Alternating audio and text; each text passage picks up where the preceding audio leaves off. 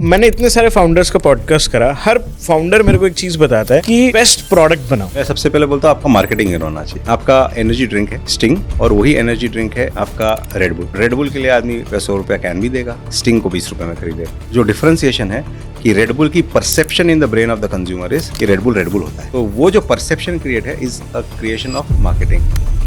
Red Bull gives you wings. Story telling में ऐसा differently ऐसा क्या करा जिससे आपकी सेल्स में ग्रोथ आई? हर स्टेट के लिए ब्रांड बना है। तो जो कंज्यूमर है वो बोलता है असल मराठी मेरे लिए बना है, बिकॉज वो मराठी है। जो दिल्ली दरबार है वो दिल्ली वाला मेरे लिए बना है, पंजाब बोलता है मेरे लिए बना है। तो we started to give that feeling of consumer को, हाँ ये मेरे लिए बना है। अपनापन। 2003 total turnover was 8 crore, right? And 2004 22 crore, 3x growth in 1 year. What you did it?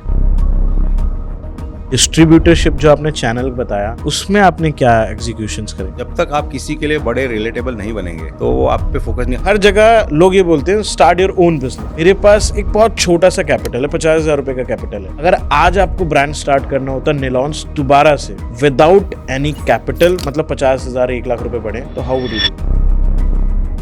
अच्छा, मॉडर्न ट्रेड आपके हिसाब से कैसा लगता है? आज के डेट में एनी कैटेगरी में 25 से 500 कंपटीशन है। पूरा रिटेल का धंधा जो है वो शेल्फ टर्न का धंधा है। शेल्फ पे से माल उठना चाहिए। मॉडर्न ट्रेड किसी भी कैटेगरी में 2 ब्रांड से 5 ब्रांड लगता है, जबकि 200 से 500 अवेलेबल है। इसका मतलब आप तो एक स्टार्टअप ब्रांड हो तो मॉडर्न ट्रेड आपको बहुत बड़ी जगह देगा नहीं। मॉडर्न ट्रेड अगर आप बहुत छोटे हो, 2 लाख रुपए पूंजी वाले हो, तो मॉडर्न ट्रेड में एंट्री करना संभव नहीं हो। होरेका हेल्प कर सकता है। आप होरेका को अपना पूरा बिजनेस डे 1 से होरेका की तरह बिल्ड कर सकते हैं। कैसे? मैं फाउंडर हूँ, मैंने स्टार्ट करा। मैं आज के जमाने को देखूंगा तो what is most running? E commerce and quick commerce. मैं जाता हूँ ब्लिंकिट के पास, मैं जाता हूँ स्विगी, इंस्टामार्ट। आधे से ज्यादा पैसे तो वही ले लेते हैं मेरे। मैं उधर पैसा कैसे बनाऊँ? जब तक आपके पास वो क्लियर नहीं है कि मेरे पास कितना पैसा बर्न करने को है। अगर मुझे लगता है 1 करोड़ लगेगा या 50 लाख लगेगा या 20 लाख लगेगा, जो मुझे पेपर पे प्लान है उससे 3 गुना पैसा रखो। क्योंकि जो आप पेपर पे सोचते हो और जो मौका वारदात पे जाते हो उसमें बहुत फर्क होता है। एफएमसीजी में सबसे डेंजरस प्रॉफिट ट्रैप क्या लगता है आपको? कि आपकी सेल्स टीम आपको बताएगी आके कि सर वो कंपनी इतने सस्ते में बेच रही है, और आपको लगेगा यार मैं इसको भी अपना बस सस्ता कर दूंगा तो मेरी भी सेल बढ़ जाएगी। ब्रांड बिल्डिंग में एक एस्पायरिंग एंटरप्रेन्योर क्या गलती करता है ब्रांड बिल्डिंग करते हुए? सबसे बड़ी गलती करता है brand building is a 10 to 15 years journey. It is not a startup journey. You can not do it in 1 year। Welcome back to the Prateek show. और आज के पॉडकास्ट में सोचिए एक ऐसे लड़के के बारे में जो कभी फैंसी कॉलेज नहीं गया, जिस लड़के को वीसी फंडिंग का मतलब बहुत बाद में समझ आता है, जिसको आज के स्टार्टअप वर्ल्ड के बारे में कुछ ज्यादा नहीं पता, बट रिसोर्सेज ना होने के बावजूद भी उसके पास एक चीज थी।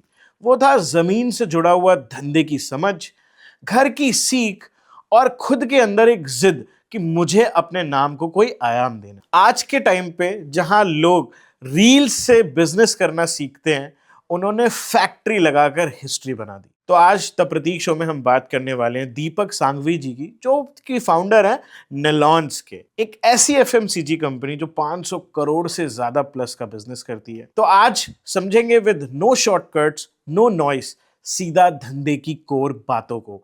तो अगर आप बिजनेस समझना चाहते हो और आप अपना एक स्टार्टअप कर रहे हो या एफएमसीजी सेक्टर में कुछ करना चाहते हो, कुछ लॉन्च करना चाहते हो, तो ये पॉडकास्ट आपके लिए। इसको एंड तक देख के जाना, बिकॉज मैं इसे पॉडकास्ट का नाम जरूर दूंगा, बट ये एक फ्री एमबीए क्लास है। तो बिना किसी देरी के स्टार्ट करते हैं। I will see you in the podcast and you are watching Deepak Sanghvi only on the Prateek show.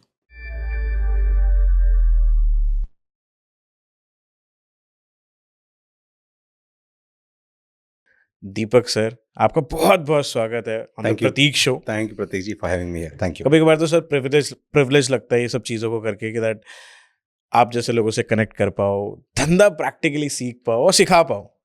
Amazing है सर, ये प्लेटफॉर्म आपका अमेजिंग है। I guess you are very important part of impacting India. Thank you so much. अगर sir कुछ भी कर पाएंगे definitely it will be a great thing, अगर कुछ भी हम कंट्रीब्यूट कर पाए। आप एक कोर बिजनेस फैमिली से आते हो, राइट? जब आप एक बिजनेस फैमिली में जन्म लेते हो, जब आप एक बिजनेस फैमिली में पले बड़े होते हो, तो वो ऐसी क्या चीज़ें हैं आपने फील करी हैं लाइफ में जो आपको लाइफ में अपलिफ्ट कर देती है एक नॉर्मल पर्सन से जो बिजनेस फैमिली में नहीं जन्मा है? क्या आपको ऐसा लगा? कोई साइलेंट प्रिविलेज हो? मुझे लगता है एक सबसे बड़ी लर्निंग बोलूंगा, प्रिविलेज नहीं बोलूंगा। See business is about taking risk, right? और all your risk don't go right. तो कुछ डिसीजंस गलत जाते हैं जो फैमिली को इम्पैक्ट भी कर देते हैं, बिल्कुल। लेकिन उस नेगेटिव डिसीजंस के कारण, नेगेटिव इम्पैक्ट के कारण, चैलेंजेस के बाद भी आप सर्वाइव कर सकते हो, आप वापस राइज अप कर सकते हो, आप वापस अपने आप को नेक्स्ट लेवल पे ले जा सकते हो। ये बचपन से 2-4 बार देखा होता है कि यार ये गड़बड़ हो गया, ये गड़बड़ हो गया। तो लाइफ में एटलीस्ट वो तो सीख जाते हैं कि जो है चैलेंज जो है, सर्व एक्सेल कहता है दाग अच्छे होते हैं, तो चैलेंज जो है वो अच्छे होते हैं, वहाँ से सीख के आप नेक्स्ट लेवल पे ही जाते हो। आई हैव सीन स्ट्राइक्स भी हुई है, प्रोडक्ट फेल भी हुआ है, कंपनी का जो टर्नओवर है उसका 25% का लॉस सिंगल ईयर में हुआ है, टर्नओवर का लॉस 25% का। राइट। तो सब कुछ देखा, और उसके बाद देखा कि 3 साल बाद कंपनी फिर अगले आप अपने नेक्स्ट लेवल पे चलेगी, फिर 5 साल बाद और नेक्स्ट लेवल पे चलेगी। तो every failure is only a comma and then you go back into that. तो ये सबसे बड़ी सीख है सर, ओके। जो अच्छा। नॉर्मली वर्किंग वाली फैमिली में जहाँ से हम बोलते हैं कि जब एक वर्किंग फैमिली से जब वो बिजनेस की तरफ जाना चाहते हैं, तो one of the biggest fear उनका जो होता है वो रिस्क टेकिंग का ही होता है, जो उनको रोके रखता है। और ये हमने बचपन से 5-6 बार देखा होता है कि बड़े बड़े फेलियर्स और फिर बड़े बड़े वापस comebacks. I find it interesting कि जब आप एक बिजनेस फैमिली में जन्म लेते हो तो आपके पास एक प्रिविलेज होती है दैट एक तो लर्निंग्स की, कि आपको लोग गाइड करने वाले हैं उस रास्ते पे अगर आप वैसा बनना चाहते हो, बिल्कुल। और दूसरी चीज दैट इज ऑफ मनी, कि आपके पास एक प्रिविलेज होती है that you can start something, because थोड़ी तो फ्रीडम मिलती है पैसों से। आज का पॉडकास्ट उनके लिए रखेंगे जो यंग हैं, यंग हार्ट्स हैं, लाइफ में कुछ करना चाहते हैं, but due to some money या कोई भी XY रीजन वो नहीं उसको बिल्ड कर पाते, because you have build it successfully. जी। आई वांट कि अगर कोई भी इधर एस्पायरिंग एंटरप्रेन्योर है जो लाइफ में कुछ करना चाहता है, हम उनको ये पॉडकास्ट डेडिकेट करें, उनके लिए हैक्स डेवलप करें that how they can hack this line, FMCG वाली हो या फिर बिजनेस वाली हो, या बिजनेस वाली हो, कोई भी लाइन हो, बट डेफिनेटली उनको हेल्प हो। अच्छा, मैंने इतने सारे फाउंडर्स का पॉडकास्ट करा, हर फाउंडर मेरे को एक चीज़ बताता है कि बेस्ट प्रोडक्ट बनाओ, आपको अपना प्रोडक्ट हीरो होना चाहिए आपका। आप उल्टा बोलते हो कि दैट डिस्ट्रीब्यूशन हीरो होना चाहिए। नहीं, मैं सबसे पहले बोलता हूँ आपका मार्केटिंग हीरो होना चाहिए। ऐसा क्यों सर? अगर प्रोडक्ट ही अच्छा नहीं है, मतलब अगर प्रोडक्ट में कुछ ऐसा नहीं है डिफरेंशिएशन, तो मार्केटिंग में बहुत पैसा जाएगा, बट अगर प्रोडक्ट बहुत अच्छा है तो वो तो खुद बिकेगा। सर 2 चीज़ है, यूनिक प्रोडक्ट बहुत रेयरली बनते हैं, यूनिक प्रोडक्ट बहुत रेयरली बनते हैं। एक बार एप्पल ने वैसा स्मार्टफोन बनाया, अब उसके बाद आप बताओ और वैसा और अलग फोन में कुछ अलग कब से आया?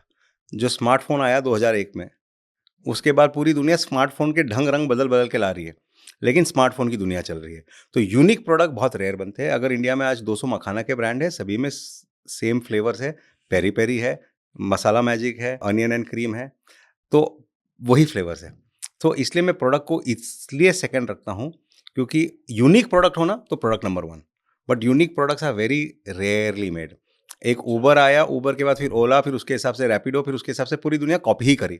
एक अमेजोन आया, उसके हिसाब से फिर कॉपी ही करी। बट वैसा यूनिक आइडियाज दुनिया में 1 लाख, 10 लाख, 1 करोड़ में एक आती है। इसलिए product as a differentiator is only a very very, I guess, very minute niche. Largely products are similar. Now how do you differentiate the product? Right. Is only through marketing, क्योंकि आपके वही आपका एनर्जी ड्रिंक है sting, और वही energy drink है आपका red bull, but red bull के लिए आदमी 50 रुपया, 80 रुपया, 100 रुपया कैन भी देगा, स्टिंग को 20 रुपये में खरीदेगा। तो जो डिफरेंशिएशन है कि रेड बुल की perception in the brain of the consumer is कि रेड बुल होता है और बाकी सारे एनर्जी ड्रिंक एक समान होते हैं। तो वो जो परसेप्शन क्रिएट है is a creation of marketing, right? So hence I give marketing more importance, because product beyond, मैं अचार इंडस्ट्री में हूँ, इंडिया में है 5000 अचार के ब्रांड, और आप ब्लाइंड लेवल पे टेस्ट करा लोगे, शायद से कुछ एक्चुअली ब्रांड निलॉन से 21 निकल जाएंगे, शायद से कुछ 19 निकल जाएंगे, कुछ लोग डिफरेंशिएशन शायद से कुछ प्रोडक्ट में नहीं भी कर पाएंगे। तो it would be almost there, right? Not everybody, but some brand वैसे निकल जाएंगे। उसके बाद फिर क्या डिफरेंस है? तो डिफरेंस इज नहीं, वो निलॉन्स का अचार ही खाना है, हमारे यहाँ तो निलॉन्स का ही आता है। वो जो हमारे यहाँ निलॉन्स ही आता है, वो जो क्रिएशन है ना, वो पूरी मार्केटिंग से होती है। आप ब्रांडिंग की बात कर रहे हो? मैं ब्रांडिंग एंड मार्केटिंग दोनों की बात कर रहा हूँ, बट इस वक्त मैं ब्रांडिंग की बात कर रहा हूँ, राइट? बिकॉज कहानी जो है वो ब्रांडिंग से ही बनती है, स्टोरी टेलिंग, और मार्केटिंग आपकी ट्रायल्स करता है, बट थोड़ा उसके बीच में कुछ कुछ अच्छा आप बताओ common एक phase बारी, होता है। कि आपने स्टोरी टेलिंग में ऐसा डिफरेंटली ऐसा क्या करा हाँ हाँ। जिससे आपकी सेल्स में ग्रोथ आई? पहले क्या था स्टोरी टेलिंग में, फिर आपने क्या बदला? अगर इस रिसेंट पास की बात करें तो हमने एक मेजर चेंज किया 3 साल पहले। हर कंपनी अचार जो है एक बनाती थी, कुछ कंपनीज हमारी जैसी मदर रेसिपी जैसी कुछ एक ब्रांड जो रीजनल रेसिपीज भी बनाती थी, लेकिन सारा ही मदर रेसिपी का रीजनल रेसिपी मदर रेसिपी के नाम से था। निलॉन्स अगर नॉर्थ इंडिया में अलग रेसिपी देता था, वेस्ट में अलग देता था, साउथ में अलग देता था, बट सब निलॉन्स ही नाम था। अच्छा। बट हमने इसमें एक डिफरेंस किया, हमने पैकेजिंग चेंज की, हमने ब्रांड नेम चेंज किया, हमने महाराष्ट्र के लिए निलॉन्स असल मराठी बनाया, दिल्ली के लिए दिल्ली दरबार बनाया, पंजाब के लिए शेरे पंजाब, रंगीलो राजस्थान, उत्तम प्रदेश, आपन बिहार, जोहार झारखंड, उड़िया अस्मिता, रीजनल टच दे दिया। हर स्टेट के लिए ब्रांड बनाया। अभी तक कुछ 17 या 18 ब्रांड बन गए। पैकेजिंग अलग, प्रोडक्ट अंडर अलग, बाहर का पैकेजिंग पे उसका निमोनिक, उड़ीसा है तो उसमें उड़ीसा के निमोनिक्स है, दिल्ली है तो दिल्ली के निमोनिक्स है, महाराष्ट्र है तो महाराष्ट्र के निमोनिक्स है। तो जो कंज्यूमर है वो बोलता है असल मराठी मेरे लिए बना है, बिकॉज वो मराठी है। जो दिल्ली दरबार है वो दिल्ली वाला मेरे लिए बना है, पंजाब बोलता है मेरे लिए बना है। तो we started to give that feeling of consumer को, हाँ ये मेरे लिए बना है, अपनापन। अपनापन। Now this differentiation is in the brain of the consumer. There might be more brands in Delhi जो दिल्ली वाला टेस्ट देते होंगे, there might be more brand in Punjab जो पंजाब वाला टेस्ट देते होंगे, लेकिन जब द मोमेंट आपने ब्रांडिंग वैसे कर दी, पैकेजिंग वैसे कर दी, टेस्ट वैसे दे दिया, आपने रिलेटेबल बना दिया। रिलेटेबल बना दिया। So this is what the story telling is brain में, कि यार हमारे लिए बनाता है, निलॉस हमारे को सोच के बनाता है। और फिर इसको जा जाके हमने एड्स चलाई, कहीं ना जाओ देश घुमाओ, हमने कि बिना कहीं जाया पूरे देश को घूम के आ सकते हो। तो ये जो है अभी परसों ही कोई मजाक में कह रहा था कि ब्रिटिश 1947 में निकल के डिवाइड एंड रूल खत्म कर दिया, आपने वापस डिवाइड एंड रूल चालू कर दिया अचार कैटेगरी में। आपने पूरे देश को डिवाइड कर दिया एक एक स्टेट में और रूल करना चालू कर दिया कैटेगरी में। तो यही कंसेप्ट को लेके आगे बढ़े। तो ये एक उदाहरण है कि how does story telling gets in the mind of the consumer. Okay, 2003 total turnover was 8 crore, right? 2003 8 crore, And 2004 22 crores. 2004 22 crore, 3x growth 3x growth in 1 year. in 1 year. What you did it? क्या implementation थी आपकी? उस समय सबसे important जो मैं आपसे discuss कर रहा था कि हमेशा जो मैं कहता हूँ, get people who are better than us and let them do their job. So सबसे बड़ा डिफरेंशिएशन था, I got Rajiv Agarwal ji, who was the CEO, who became the CEO of the business, and he was given the full power to run the business. I was number 2 in the company till 2021. जब तक वो company में थे मैं number 2 था, वो number 1 थे। तो वो जब आए, उन्होंने जो परफॉर्मेंस का कल्चर लाया, जो टीम को डिमांड का कल्चर लाया, जो एग्जीक्यूशन का कल्चर लाया, जो टीम को एक इंडिपेंडेंस भी दिया, फ्रीडम भी दिया, या डिमांडिंग भी रहे, वो कल्चरल जो चेंज रहा, वो 8 से 22, 22 से 36, 36 से 56, 56 से 72, जो 5 years में 86 and 100, तो 6 years में 8 became 100। तो that was the journey that created. But आप जो डिफरेंस बोल रहे हैं, बहुत सारे मूविंग पीसेस पजल्स होंगे उसके, बट द सिंगल लार्जेस्ट अगर हम बोले तो channelizing the animal instinct that all humans have to deliver super national performance. तो आप हर एक आदमी के अंदर जो होता है ना कि मैं इतना कर सकता हूँ, मैं इतना करूँगा, लेकिन हर एक उससे 10 गुना ज़्यादा कर सकता है अगर उसको आपने पोटेंशियल ज़्यादा ही होता है। पोटेंशियल ज़्यादा होता है अगर आपने अंदर उसके अंदर वो भावनाएं जगा दी, और आपने जो शब्दों से जगाई जा सकती है, इंसेंटिव से जगाई जा सकती है, उनके साथ ग्राउंड पे जाके काम करने से जगाई जा सकती है, उनको इंडिपेंडेंस देने से जगाई जा सकती है, कभी डांट से, कभी प्यार से, वो सारे टूल्स जो ह्यूमन को ड्राइव करते हैं, वो सारे टूल्स को जब उन्होंने यूज़ किया, तो उन टूल्स के साथ निलॉन्स एक नॉर्मल आर्मी से एक असाधारण आर्मी बन गई। और वो असाधारण आर्मी जो है, हमारे पास इंडिया में केसरी मूवी है कि एक एक आदमी 400 को मारता है, जो सब कुछ है, तो the same humans are capable of much more and those leaders bring that out. तो ये सिंगल लार्जेस्ट थीम यही रही। Okay, I want to break it down, कि हम इसको थोड़ा ब्रेक करके बता पाएं। लाइक 2003 8 करोड़ का आपका बिजनेस था, 2004 में वो 22 करोड़ तक गया। ये अपने आप में एक बहुत बड़ा जंप है, राइट? जी जी। आपने मार्केटिंग में चेंज करा, क्या चेंज करा अगर मार्केटिंग में करा तो? ओके, हमने मार्केटिंग में चेंज नहीं किया, हमने सबसे पहले प्रोडक्ट में चेंज किया। क्या प्रोडक्ट में चेंज करा? हमारे पास पिकल और टूटी फ्रूटी, ये 2 प्रोडक्ट थे मेनली, 96% सेल इसकी आती थी। हमने इसमें हम सिर्फ एक प्रीमियम रेंज करते थे, अच्छा, अपर एंड।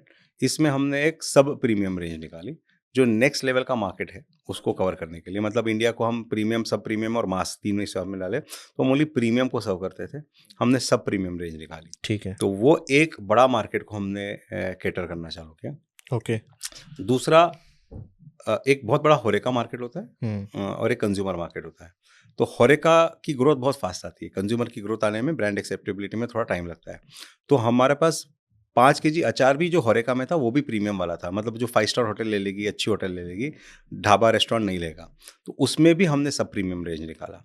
तो हमारे को फर्स्ट ग्रोथ 8 से 22 में ज़्यादा बड़ी ग्रोथ होरेका के थ्रू आई, होटल रेस्टोरेंट्स और इंस्टीट्यूशंस के साथ कारण आई, क्योंकि उनको एक ऐसा प्रोडक्ट मिला जो वो यूज़ कर रहे थे किसी लोकल ब्रांड का, उन्हीं को वो एक नेशनल ब्रांड का प्रोडक्ट मिला जो लगभग 5-7% प्रीमियम में देने से आपको better product, better brand, better quality मिल रही थी।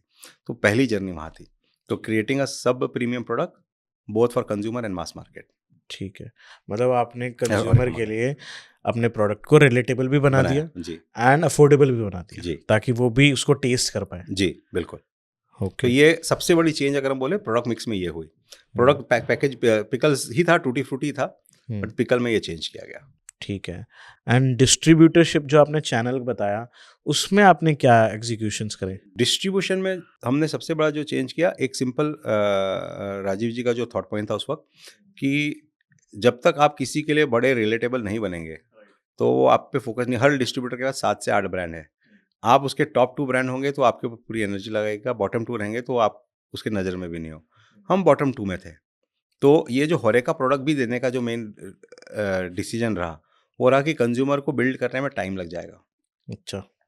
और डिस्ट्रीब्यूटर का इंटरेस्ट नहीं आएगा। एक बार होरेका दे दो, होरेका फास्ट बिकता है, प्रीमियम 2-4-5% का ही रहेगा, तो निकलने लग जाएगा, तो डिस्ट्रीब्यूटर का टर्नओवर आएगा, टर्नओवर आएगा तो उसकी मार्जिन आएगी, और मार्जिन आएगी तो हम उसके नंबर 7-8 से नंबर 4-5 पे आ जाएंगे, 3-4 पे आएंगे। ये करने से डिस्ट्रीब्यूटर का इंटरेस्ट बढ़ने लगा। So this was the second thing that we did. And third, we created a disproportionate incentive for distributor and sales team, कि आप इतना कर लो तो इतना ले जाओ। तो डिस्ट्रीब्यूटर को हमने टूल्स भी दे दिए कि जिससे वो कर सकते हैं, और उसके अंदर एनिमल इंस्टिंक्ट जगाने के लिए वो इंसेंटिव भी दे दिए कि हाँ मैं कर लूँगा तो ये मिल जाएगा। आपने ग्रोथ के लिए उनको भी अपॉर्चुनिटी शेयर कर दी। बिल्कुल। किसी भी व्यक्ति को प्रिंसिपल से इंटरेस्ट पसंद होता है, मूल से ज़्यादा सूद पसंद होता है, राइट। मैं एक डिस्ट्रीब्यूटर की अगर लाइफ देखो तो उसकी लाइफ में कुछ नहीं है, सवेरे रोज़ खोलो, माल निकालो, जो कल की ऑर्डर है वो डिलीवर करो, राइट। कोई एक्साइटमेंट नहीं, उसको अपने आप पे प्राइड फील करने के लिए कोई खास बात नहीं है। उसका सबसे बड़ा प्राइड फैक्टर होता है कि मैंने टारगेट ब्रेक किया, मैंने इंसेंटिव कमाया, मैं फॉरेन टूर गया। उनका सबसे बड़ा प्राइड वही होता है, उनका सेल्फ एक्चुअलाइजेशन वहीं से आता है। तो आप अगर उनके सेल्फ एक्चुअलाइजेशन को क्रिएट ट्रिगर दे दोगे तो that's the biggest thing that. Okay, मतलब आपने एक चीज़ पैटर्न को ब्रेक करा कि लोग अपने डिस्ट्रीब्यूटर्स का ख्याल नहीं रखते। हाँ, नहीं रखती, हर कंपनी करती है, हमने भी किया बड़े तरीके से, बट आपने उसको और इंसेंटिवाइज कर और बड़ा इंसेंटिवाइज किया। हाँ, ठीक है। और प्लस सेल्स टीम के लिए, मतलब मुझे याद है 2006-07 में जब हम लगभग 60-70 करोड़ की कंपनी बन गए थे, हमने 3-3 एएसएम को हर साल एक गाड़ी देना चालू किया। जो टॉप 3 ग्रोथ ड्राइवर्स होंगे तो एरिया लीडर्स को गाड़ी मिलती थी। आपने रिकॉग्नाइज करना हाँ, उनको चालू हाँ, करा। Maruti who Alto is performing better, जी, तो आप ये कर सकते हो, मतलब टारगेट्स दे दिया, टारगेट दे दिया, growth opportunities. Right. Okay, that is very good कि अगर साथ वाले जो टीम में लोग काम कर रहे हैं और अगर उनको हम कुछ शेयर करें जी, तो दे विल वर्क बेटर। बिल्कुल बिल्कुल, वो अपना 100% नो डाउट। मतलब हर एक को मूल से ज़्यादा सूद ही पसंद होता है, प्रिंसिपल से ज़्यादा इंटरेस्ट ही पसंद होता है। आप उनको एक सेल्फ एक्चुअलाइजेशन वहीं से आता है। अदरवाइज देखिए, salesmanship is the most thankless job. The moment salesman एक दुकान पे चढ़ेगा, दुकानदार क्या बोलेगा, तुम्हारे प्रोडक्ट में कंप्लेंट थी, या तुम्हारा माल बिकता नहीं है, या कंपटीशन की ये स्कीम चल रही है, तुम्हारे भाव बहुत महंगे हो गए, उसने ये ऑफर चलाई है। दुकानदार को सब कंप्लेंट्स ही देनी है। तो by second, third call, fourth call, एक सेल्समैन 40 कॉल करता है, एफएमसीजी में 50 कॉल करता है, बाय फोर्थ कॉल तो उसकी हवा जो घर पे जितनी भी थी वो सवेरे 5वें कॉल तक निकल चुकी। Because salesmanship, selling is nothing but anything apart from only handling the resistance of the market. तो वो 5-6 कॉल में रेजिस्टेंस आ गए तो वहीं तक उसकी हवा निकल गई। बट वो एक ड्राइव की ये कर लोगे तो ये मिल जाता है, तो वो उस ड्राइव उसको पुश करती रहती है।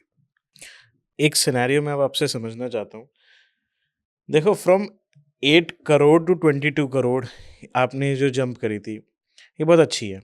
उसके बाद तो आपने करते आगे बढ़ते ही चले गए, बट ये एक मेजर जंप है जो आपके ब्रांड ने ली थी पहली बार। देखो सर, अब इसको थोड़ा सा अगर ब्रेक डाउन करा जाए तो ये समझा जाए कि आपके पास वो पैसे भी थे टू इन्वेस्ट, आपके पास 3-4 करोड़ जो भी आपके जी पास जी जी रहे होंगे। उस समय अमाउंट कैपिटल हो टू Right, इन्वेस्ट, right. वो था। बट एक नॉर्मल इंसान के पास ये भी नहीं होता, बिकॉज हर जगह लोग ये बोलते हैं स्टार्ट योर ओन बिजनेस, आप अपना बिजनेस स्टार्ट करो। मैं आज अपना बिजनेस अगर स्टार्ट करना चाहता हूँ, मेरे पास एक बहुत छोटा सा कैपिटल है, 50,000 रुपए का कैपिटल है या 1 लाख रुपए का कैपिटल है, और अगर आज मैं अपना एक ब्रांड स्टार्ट करता हूँ, अगर आज आपको ब्रांड स्टार्ट करना होता निलॉन्स दोबारा से विदाउट एनी कैपिटल, मतलब 50,000 1 लाख रुपए पड़े, तो how would you do? Sir मैं तो उस जमाने में स्टार्ट किया था जहाँ इक्विटी मनी हुआ नहीं करता था। हाँ, आज के डेट में तो इक्विटी मनी बहुत है। राइट। पैसे, मेरे को लगता है आज पैसा is a significantly more easy available commodity compare to 2001 का ज़माना, 2004 का ज़माना, ठीक है, राइट। हाँ, बट कोई भी व्यक्ति पैसा जीतने वाले घोड़े पे ही लगाता है, राइट।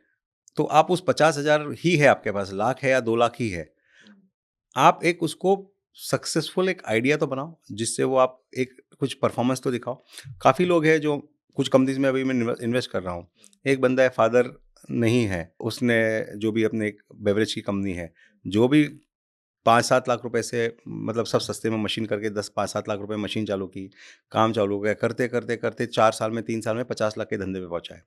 वैसे एक मसाला कंपनी है बॉम्बे जहाँ हम कुछ इन्वेस्ट कर रहे हैं, वो किसी अपने कजिन से किन से 2-4 लाख लेके आए, 5 लाख लेके आए, आज 20 लाख का मंथली रन रेट लेके आ गए। तो ऐसा नहीं कि आपको बहुत ज़्यादा अनाप शनाप पैसा चाहिए, but right product, right approach, right strategy से 4-5 लाख 2-4 लाख में भी आप। बट चलो सर, लेट्स से एक अचार का बिजनेस ही करते हैं दोबारा से। जी, मिनिमम कितना कैपिटल, अगर आज कंपनी दोबारा स्टार्ट करनी है, एक ब्रांड स्टार्ट करना है छोटा सा, कितना पैसा लगेगा? 2 से 5 लाख रुपया लगेगा। 2 से 5 लाख रुपए का कैपिटल चाहिए। चलो 2 लाख रुपए से स्टार्ट करते हैं मिनिमम से। अगर 2 लाख रुपए का कैपिटल एलोकेशन है आपके पास, कहाँ एलोकेट करोगे, कैसे करोगे? ओनली मटेरियल एंड प्रोडक्ट को ऑफटेक कराने में, ठीक है, 2 ही चीज़ में। ठीक है, मटेरियल में इन्वेंट्री में पैसा लगेगा और दुकान पे लगा के उसको वहाँ से ऑफटेक कराने में लगेगा। मतलब आप वहाँ पे प्रमोट करो, खुद खड़े रहो, माल को सैम्पलिंग कराओ, बिकवाओ। That is the. But that is the only thing I want to understand from you कि सर चलो ठीक है, इन्वेंट्री भी बनाई हमने, प्रोडक्ट बना लिया, अब प्रोडक्ट को चैनलाइज कैसे करें? बिकॉज मेरे पास रिसोर्सेज नहीं है, मेरे पास सोर्सेज भी नहीं है कि कहाँ पे क्या करूँ मैं, तो आप क्या करते हम हैं? तो 2 ही लाख वाली ही बात करते हैं, ठीक है, क्योंकि 5 लाख पे कहानी और अलग हो जाएगी, ठीक है, 10 लाख पे और अलग है। 2 लाख पे मेरे पास कुछ नहीं है, मैं घर पे अचार बनाता हूँ या मैं किसी से अचार बनवा के पैक करवा के अपने बैग में ले लेता हूँ। ठीक है, मैं खुद एज अ सेल्समैन बनूंगा, हम्म, क्योंकि अचार तो मैंने बनाना नहीं है, अचार मैंने किसी से बनवा लिया। ठीक है, मैंने अपना लेबल वेबल डिज़ाइन तो आज चैट जीपीटी बना देगा या जो भी एआई बना देगा। बिल्कुल, मैंने अपनी लेबल वेबल बना दी। आज मेरे को कंपनी भी रजिस्टर नहीं करनी है, ब्रांड भी रजिस्टर नहीं करना है, मैं उसको भी बाद में रजिस्टर करूंगा, पहले मैं अपने आप को सर्वाइवल पे आता हूँ। ठीक है, ठीक है, तो मैंने वो प्रोडक्ट लिया, मैंने लेबल बनाया, मैंने उसको अपने कुछ पहचान की दुकानों में गया, वहाँ प्लेस करवाया, वहाँ पे खड़ा रहा शाम को, रोज 4 से 7 में मैक्सिमम कंज्यूमर फुटफॉल आता है। वहाँ कंज्यूमर फुटफॉल के समय मैंने टेस्ट कराया, कंज्यूमर को बताया, सेल हुई, वहाँ से दुकानदार को कॉन्फिडेंस आया कि इसका माल बिकता है। उस दुकान से 3-4-6 दिन 10 दिन काम करके वहाँ से कुछ ऑटो सेल आने लगी, कुछ कस्टमर रिपीट आने लगे, अगली दुकान पे मूव हुआ, अगली दुकान पे मूव हुआ, करते करते करते 6 महीने में मेरे पास 50 दुकानें ऐसी हो जाएगी जहाँ से मेरा महीने का 1000-1500 का माल बिकने लग जाता है। बिकने लग जाएगा। तो द ठीक है, मोमेंट ये होने लग गया, हम्म, तो मेरे पास 50,000 की मंथली सेल आने लग गई, ठीक उसके है, पीछे मेरे को 10,000 का मंथली प्रॉफिट आने लग गया। यही एक जर्नी होती है, मतलब जो गाड़ी वाली कहानी है कि आप लाइट चालू करो, अगला 10 मीटर दिखेगा, आगे 10 मीटर जाओगे तो अगला 10 मीटर और दिखेगा। बिल्कुल, बट ये जो भी हम कर रहे हैं उसको रिपीट मोड पे करते जाना है। अगर रिपीट मोड पे करेंगे तो उस पॉइंट तक आप डायरेक्शन चेंज नहीं करो जब तक आप एक नेक्स्ट जोन में आ जाए। मतलब आप 5 लाख रुपए की सेल पे आ गए, अब आप 50,000 रुपये महीने कमाने लग गए, तो अब आपके पास जो 2 लाख की पूंजी थी, अब वो इस साल के एंड में 5 लाख 6 लाख हो जाएगी, क्योंकि अब आप कमाने लग गए। फिर अब आप नेक्स्ट लेवल की सोच सकते हो, अच्छा ये काम तो मैं अकेला कर रहा था, अब क्या मैं अपना एक और सेल्समैन रख सकता हूँ, कुछ मैं करूँ कुछ सेल्समैन करे, इसको हम डबल कैसे कर सकते हैं। That's how the next step will happen. आप नेक्स्ट सेल्समैन की बात कर रहे हो, राइट? ठीक है सर, मैंने एक ब्रांड बनाया, मैंने मेहनत करी, मैं उसको 2, 4, 5, 10 दुकानों तक लेके जा पाया, कुछ रेवेन्यू पे आने लगा। आफ्टर दैट अब मुझे उसको स्केल करना है। अब मैं चाहता हूँ कि मैं थोड़े से एरिया में डिस्ट्रीब्यूशन करूँ ताकि मेरे को सेल्स और आए, तो हाउ वुड आई डू, मैं कैसे करूँ उसको? हाँ, तो जैसे आपने एक जैसे आपने 50 दुकानों पे आप जाने लग गए, अब आपने एक और सेल्समैन लिया, उसको अगली 50 दुकान के लिए रखा, या आपका कोई भाई भतीजा ही है, कोई कजिन है, उसी को साथ में ले लिया, भैया तुझे कुछ शेयर दे दूंगा इसका, तुम साथ में काम कर लो। वो करके 100 दुकान, जैसे ही आप 100-200 दुकान में पहुंचने लग गए, आपकी सेल 1 लाख रुपए आने लगी, लाख, 1.5 लाख, 2 लाख आने लग गई, आपकी सेल 20-25 लाख रुपए आने लग गई। दैट इज़ वेयर आज तो इंडिया की गवर्नमेंट की बहुत सारी स्कीम, सब्सिडीज, इंसेंटिव सब कुछ है, वहाँ से भी पैसा मिलता है आपको। बेसिकली एक अगर 15-20 लाख रुपए का मंथली रेवेन्यू तक आप पहुँच जाए, 2-2.5 करोड़ पे, देन आपको एक 10 करोड़ के वैल्यूएशन पे इन्वेस्टमेंट मिल जाएगी, जहाँ आपके पास एक सिग्निफिकेंट पैसा आ जाएगा नेक्स्ट लेवल पे जाने के लिए। बट वहाँ तक जाने के लिए मेथड तो यही है। अच्छा, अगर आज आप करते तो आप सोशल मीडिया का यूज़ करते? क्या है मार्केटिंग के लिए क्या यूज़ सर, करते? सोशल मीडिया का मैं तभी यूज़ करता जब मेरा माल बहुत ज़्यादा बड़े जगह में अवेलेबल होता, या क्यूकॉम में होता या ई-कॉम में होता। अगर मैं अभी तक अपन बात कर रहे थे जीटी की, जनरल ट्रेड की, ठीक है। जनरल ट्रेड में जब अगर मेरा 50 दुकान में ही माल अवेलेबल है, सोशल मीडिया हेल्प नहीं करेगा, मुझे ऑन ग्राउंड एक्टिवेशन ही करना होगा। ठीक है। काफ़ी लोग जो सोशल मीडिया पे काफ़ी अच्छा काम करने की कोशिश करते हैं, लेकिन ऑन ग्राउंड एक्टिवेशन नहीं करते। छोटे ब्रांड में तो आपको ऑन ग्राउंड एक्टिवेशन करना पड़ेगा, जहाँ पे मौका वारदात पे हरकत हो रही है वहीं पे कंज्यूमर है। अच्छा, आपने इसको जनरल ट्रेड में क्यों रखा, D2C क्यों नहीं बनाया? क्योंकि बहुत से ब्रांड जो जनरल ट्रेड में थे वो D2C में कन्वर्ट हो गए आगे जाके। क्योंकि आपने 2 लाख रुपए का बजट दिया। 2 लाख रुपए के बजट में देखिए हर समय अलग अलग पैरामीटर होता है। आज से 5 साल पहले Blinkit, Zepto, left right centre brands को एस्टेब्लिश कर रहे थे। आज के डेट में तो बोलता है 25,000 रुपये लिस्टिंग फीस दो, इतना 2 लाख रुपए का मंथली मार्केटिंग करना पड़ेगा। ऑलरेडी ये सब हो चुका है, राइट? तो उसमें तो 2 ही, आपने मुझे 2 लाख का कंस्ट्रेंट दिया, इसलिए मैंने वो स्टोरी बताई। आप मुझे 20 लाख बोलते, मैं आपको अलग रास्ता बताता। तो इट्स 2 लाख कंस्ट्रेंट में, आप आज के 2 लाख के कंस्ट्रेंट में आप क्यू कॉमर्स में जनरल ट्रेड में ही जाना चाहिए, पहले उसको चैनलाइज कर Right, लेना right. चाहिए अपने एरिया में, अपने मार्केट में राइट। डायरेक्ट। अच्छा, मॉडर्न ट्रेड आपके हिसाब से कैसा लगता है? देखिए सर, आज वही बोल रहा हूँ, आज के डेट में एनी कैटेगरी में 25 से 500 कंपटीशन है। तो एंड ये पूरा रिटेल का धंधा जो है वो शेल्फ टर्न का धंधा है। शेल्फ पे से माल उठना चाहिए। मॉडर्न ट्रेड किसी भी कैटेगरी में 2 ब्रांड से 5 ब्रांड लगता है, जबकि 200 से 500 अवेलेबल है। इसका मतलब आप तो एक स्टार्टअप ब्रांड हो, तो मॉडर्न ट्रेड आपको बहुत बड़ी जगह देगा नहीं है, लिस्टिंग नहीं करेगा, मीटिंग भी नहीं देगा। तो मॉडर्न ट्रेड, अगर आप बहुत छोटे हो, 2 लाख रुपए पूंजी वाले हो, तो मॉडर्न ट्रेड में एंट्री करना संभव नहीं होगा। होरेका हेल्प कर सकता है। आप होरेका को अपना पूरा बिजनेस डे 1 से होरेका की तरफ बिल्ड कर सकते हो। कैसे? कि हाउ शुड आई कनेक्ट आपने विद देम? आप होटल जाओ, रेस्टोरेंट जाओ, आपको अचार हम सप्लाई करेंगे, क्या रेट में आप लेते हो, हम उससे बेटर रेट में देंगे, उससे बेटर क्वालिटी देंगे। बट होरेका का सबसे, मेरे को काफ़ी पॉडकास्ट और इसके बाद इंस्टाग्राम पे काफ़ी एंटरप्रेन्योर्स रीच करते हैं, खास करके अचार के कैटेगरी में। होरेका की सबसे बड़ी विडंबना है कि पैसा ही नहीं है। मतलब वो, मुझे पूरी जो भी मेरी बात होती, किसी का नाम नहीं लेना चाहूँगा, लेकिन अचार जैसी कैटेगरी, अचार कैटेगरी और मसाले कैटेगरी में बहुत फ़र्क है। अचार कैटेगरी में जो रेस्टोरेंट का शेफ़ है उसका कोई नाम ख़राब नहीं हो रहा है, क्योंकि थाली में अलग से पुरसा जा रहा है। तो वो अचार होटल वाले को सस्ते से सस्ता चाहिए, क्योंकि वो फ्री प्रोडक्ट है। केचप सस्ते से सस्ता चाहिए, क्योंकि फ्री प्रोडक्ट है। सब्ज़ी बनाने में मसाला है, और मसाला बदल गया तो मेरी सब्ज़ी की टेस्ट बदल जाएगी। तो वहाँ पे आपका अगर बेटर प्रोडक्ट है तो वहाँ पे आपको प्राइस फिर भी मिल जाएगी, मसाले में अचार में नहीं मिलेगी। तो अचार वाले जो भी होरेका वाले होते हैं, वो 500, 100 टन, 200 टन, 400 टन भी बना लेते हैं, लेकिन वही रोना चलता रहता है, बिकॉज 200 टन बनाने वाले और 200 प्लेयर है, तो एक दूसरे को काटते रहता है। अच्छा, तुम इतने रुपये, तो हम और 1 रुपया सस्ता देंगे, हम और 1 रुपया सस्ता देंगे। तो एंडलेस है। मैं I am part of lot of WhatsApp group, जो बल्क पास्ता, बल्क अचार, बल्क टूटी फ्रूटी, ऐसे हमारे पूरे इंडिया के व्हाट्सएप ग्रुप है एसोसिएशन के। अगर उस एसोसिएशन के ग्रुप्स की चैट पढ़ेंगे, अरे रेट मत काटो, अरे रेट मत काटो, अरे रेट मत काटो, कमाने का तो मौका दो, वही चलता है। बिकॉज होरेका का वो चैलेंज है कि because everybody in होरेका, everybody who is an entrepreneur, जिसने अपना प्लांट मशीनरी लगा दिया है, he is already in the game. अब वो किसी तरीके से सर्वाइव करने में लगा हुआ है। तो अब उसको ऑर्डर चाहिए, तो कोई भी उस पर प्रेशर डालता है, रेट काट के दे दो। तो इसलिए मेरा रिकमेंडेशन है, अगर 2 ही लाख रुपया है तो भूल से भी होरेका नहीं जाना है। और अचार की बात कर रहा हूँ, अगर 2 लाख है, कोई प्रोडक्ट और है तो होरेका हो सकता है। अचार है, 2 लाख है, the best way is to go GT. अच्छा, एफएमसीजी में अगर आज आपको कोई प्रोडक्ट लॉन्च करना होता कुछ नई कैटेगरी में, तो आप क्या लॉन्च करते? सर, मैं हमेशा ही बोलता हूँ बड़ी कैटेगरी लॉन्च करता। एक रियलाइजेशन तो पक्की आई कि 100 करोड़ की कैटेगरी में भी उतनी एफर्ट है, और 1 लाख करोड़ के भी उतनी ही एफर्ट है। 100 करोड़ की कैटेगरी में, अचार हमारी 1500 करोड़ की कैटेगरी है, इंडिया में 5000 प्लेयर है। मसाला 40,000 करोड़ की कैटेगरी है, 5000 प्लेयर है। नमकीन 1 लाख करोड़ की कैटेगरी है, 5000 प्लेयर है। सभी में 5000 प्लेयर है। तो आपको अगर एफर्ट लड़ाई करना होता है, तो फिर आप 1 लाख करोड़ की कैटेगरी में लड़ाई करते, 50,000 करोड़ में लड़ाई करते, राइट? तो कुछ पेड़ हिलाते तो फूल तो ज़्यादा, फल तो ज़्यादा गिरते हैं, यहाँ पे फल कम गिरते हैं। तो आप क्या चूज करते हैं अगर आज आपको चूज करना हो? बेवरेजेस करते, स्पाइसेस करते, फिर आपका क्या बोलते हैं, स्नैकिंग करते, ये सारे हाई कैटेगरीज के। एक्चुअली मैं क्वेश्चन आपसे इसलिए पूछ रहा हूँ because lots of aspiring entrepreneurs हैं हमारे देश में। मैं एक चेंज देख रहा हूँ इंडिया के अंदर, एक शिफ्ट देख रहा हूँ। पहले किसी से पूछते थे तो लोग प्रोफेशनल वाइज आंसर देते थे, हाँ, भाई मुझे तो डॉक्टर बनना है, इंजीनियर बनना है, आज ये बनना है। आज का जो यूथ है वो एंटरप्रेन्योर बनना चाहता है, वो चाहता है कि मैं अपना कुछ करूं। बिल्कुल बिल्कुल, अब उसको दिखाई देने लगा है कि किस तरफ संभव जाने है, से लाइफ चेंज हो सकती चेंज है। हो सकती है, संभव है। तो एंटरप्रेन्योरियल मेंटालिटी बहुत ज्यादा आ गई है।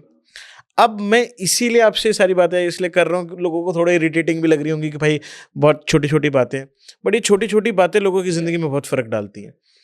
सर 2 लाख का ब्रांड टेबल पे बनाना बहुत ईजी होता है, राइट? बट ऑन ग्राउंड जब हम अकेले हैं, नो वन इज देयर, तो उसमें बहुत डिफिकल्टीज आती हैं। इसलिए मैं आपसे नहीं, मैंने देखा है, नहीं ऐसा नहीं है, मैंने देखा है कि अगर आप देखोगे गृह उद्योग इंडिया में कम से कम, if I am not wrong, 2 lakh गृह उद्योग होंगे, 5 लाख गृह उद्योग होंगे, जो एनीवेयर फ्रॉम 20,000 से 2 लाख रुपए का सेल महीने का करते ही करते हैं, और वही 2 लाख की पूंजी से है। तो ऐसा नहीं कि इंडिया में गृह उद्योग, उसको हम एंटरप्रेन्योर की जर्नी आज नाम करते हैं, हम फाउंडर नाम दे देते हैं, बट वो इंडिया में हमेशा से गृह उद्योग नाम रहा है, जो अपना खुद का अचार बनाती है और आसपास के फ्रेंड्स, रिलेटिव, फैमिलीज दुकान में दे के अपना साल का 2 लाख 5 लाख रुपए का अचार बेच लेते हैं। इंडिया में बहुत गृह उद्योग है, खकरा बना रहे हैं, Right. बाकरी बना रहे हैं, चटनीज बना रहे हैं, मुरब्बास बना रहे हैं, बहुत है, दो मतलब एंडलेस है, Endless. पापड़ बना रहे हैं, खिच्चिया बना रहे हैं, तो गृह उद्योग तो बहुत है। तो स्टोरी जो है वो 2 लाख से एंटरप्रेन्योर बनने की है ही नहीं, वो तो कोई भी बन जाएगा, मुझे वो चैलेंजिंग नहीं लगता इतना। अगर कोई शिद्दत से 2 लाख लेके लग जाए तो इंडिया में तो 2 लाख सक्सेस स्टोरीज है ऐसे जो बना लिए। वो धंधा 2-5 लाख पे अटक जाते हैं, वो धंधे को करोड़ रुपया मंथली ले जाना is where the scalability challenge आता है। Right. जहाँ आप, जैसे हम बोलते हैं ना कि एक सिंगल पर्सन स्पोर्ट है जैसे बैडमिंटन, टेनिस, और एक टीम स्पोर्ट है जैसे क्रिकेट और फुटबॉल। तो आप जब तक 5 लाख का धंधा कर रहे हो, आप सिंगल पर्सन स्पोर्ट खेल रहे हो। आप जैसे ही 1 करोड़ का धंधा करना है, आपको टीम स्पोर्ट खेलना है, मतलब आपको इंटरपर्सनल कोऑर्डिनेशन भी आना है, अलग अलग लोग के अलग अलग रोल है वो भी समझ में आना है, जिसको क्या रोल खेलने देना है उसको वो करने भी देना है, वो फ्रीडम भी देना है, वो भी आना है। That's the story where the story changes, that's the point. FMCG में आपसे मैं यही पूछ रहा था, अगर आज बहुत सारे लोग देख रहे हैं, अगर उनको कुछ बिजनेस बनाना है FMCG में, तो किस कैटेगरी में जाना चाहिए? बड़ी कैटेगरी सर, और बड़ी कैटेगरी मैंने जो बताई, जैसे नमकीन है, मसाले है, तेल है, घी है। हाँ, अच्छे अच्छे लोग जानता हूँ मैं जो A2 काव का घी या घी ऑनलाइन 200-300 करोड़ के घी के बिजनेस 5-5 साल में खड़े हो गए, क्योंकि बड़ी कैटेगरी है। घी अपने आप में 30-40 हज़ार करोड़ की कैटेगरी, चाय 30-40 हज़ार करोड़ की कैटेगरी, कॉफ़ी बड़ी कैटेगरी है। तो जो भी बेवरेजेस, स्नैकिंग, स्पाइसेस, नमकीन, स्नैकिंग में नमकीन भी आ गया, बिस्किट्स, ये बड़ी कैटेगरी है। अभी अगर आपको एक कैटेगरी डिसाइड करनी हो कि मैं इसमें करना चाहूँगा अभी, मैं तीनों में, बेवरेज, नमकीन और स्पाइसेस, तीनों में ही करना चाहूँगा। बेवरेज में मैं भी देख रहा हूँ कि इंडिया में बहुत शिफ्ट आ रहा है कि बिल्कुल, एक लाहौरी जीरा एक ब्रांड है, उन्होंने कितना बड़ा ब्रांड क्रेजी बना बनाया। लिया। हाँ हाँ, अभी गुप्ता जी की मोजी तो बिल्कुल, वो भी बहुत आगे हो गया। वो भी बहुत आगे जा रहे हैं। बेवरेजेस में डिफरेंट डिफरेंट फ्लेवर्स, क्योंकि क्या है सर, ओके, सो आपको किसी भी कैटेगरी में, जब हम बोलते हैं कि हम लिफ्ट, एक बिल्डिंग में दौड़ के जा रहे हैं और लिफ्ट बंद हो रही है, आपको घुसना है तो आप सबसे पहले टांग अंदर अड़ाते हो, राइट? टांग अड़ानी है तो टांग अड़ेगी तो लिफ्ट में घुस जाओगे तो फिर ऊपर के फ्लोर पे चले जाओगे, राइट? तो टांग अड़ाने के लिए आपको एक डिफ्रेंसिएशन चाहिए। अगर आप वही कोका कोला का ही एक कोला फ्लेवर ले आओगे, तो अगर आप देखोगे लाहौरी जीरा ने एक अपनी अलग स्टोरी करी, मोहितो ने अलग स्टोरी करी, एक आपको एक यूनिक डिफ्रेंसिएशन लेके आना पड़ेगा जहाँ से आपकी फर्स्ट लेवल एक्सेप्टेबिलिटी होगी, वरना अब एवरीबडी आपको प्राइस पॉइंट पे ही तोड़ेगा। आपके पास कुछ यूनिकनेस हो तो वहाँ पे आपके पास थोड़ा प्राइस पॉइंट से बियॉन्ड चीज़ें होगी, तो टांग अड़ाने के लिए कुछ अलग चाहिए। ओके, ठीक है। अच्छा, एक चीज़ बताइए, quick commerce and e commerce आजकल बहुत फैसिनेटिंग फैक्टर है। अब कोई भी नया फाउंडर स्टार्ट करता है तो एक तो सबसे पहले हम लोग अपने आप को एक टैग दे देते हैं, वी आर फाउंडर। हाँ, अब मैं एक फाउंडर हूँ, मैंने स्टार्ट करा। अब मैं आज के ज़माने को देखूंगा तो what is most running, e commerce and quick commerce. मैं जाता हूँ ब्लिंकिट के पास, मैं जाता हूँ स्विगी, इंस्टामार्ट, आधे से ज़्यादा पैसे तो वही ले लेते हैं मेरे। मैं उधर पैसा कैसे बनाऊँ? अगर मैं इस तरफ जाता भी हूँ, क्या आपको लगता है जाना चाहिए बंदे स्टार्टिंग में, कोई बंदा स्टार्ट कर रहा है तो उसको जाना चाहिए? सबसे पहले तो सर वर्ड को यूज़ करता हूँ मैं, फाउंडर जो वर्ड है ना, उसके अंदर फाइंड है। तो अगर आपने अपने आप का कोई यूनिक चीज़, दुनिया के यूनिक प्रॉब्लम को सॉल्व करके नहीं लाई है, आप अचारी बेच रहे हो, तो आप फाउंडर हुए नहीं, आप एंटरप्रेन्योर हुए।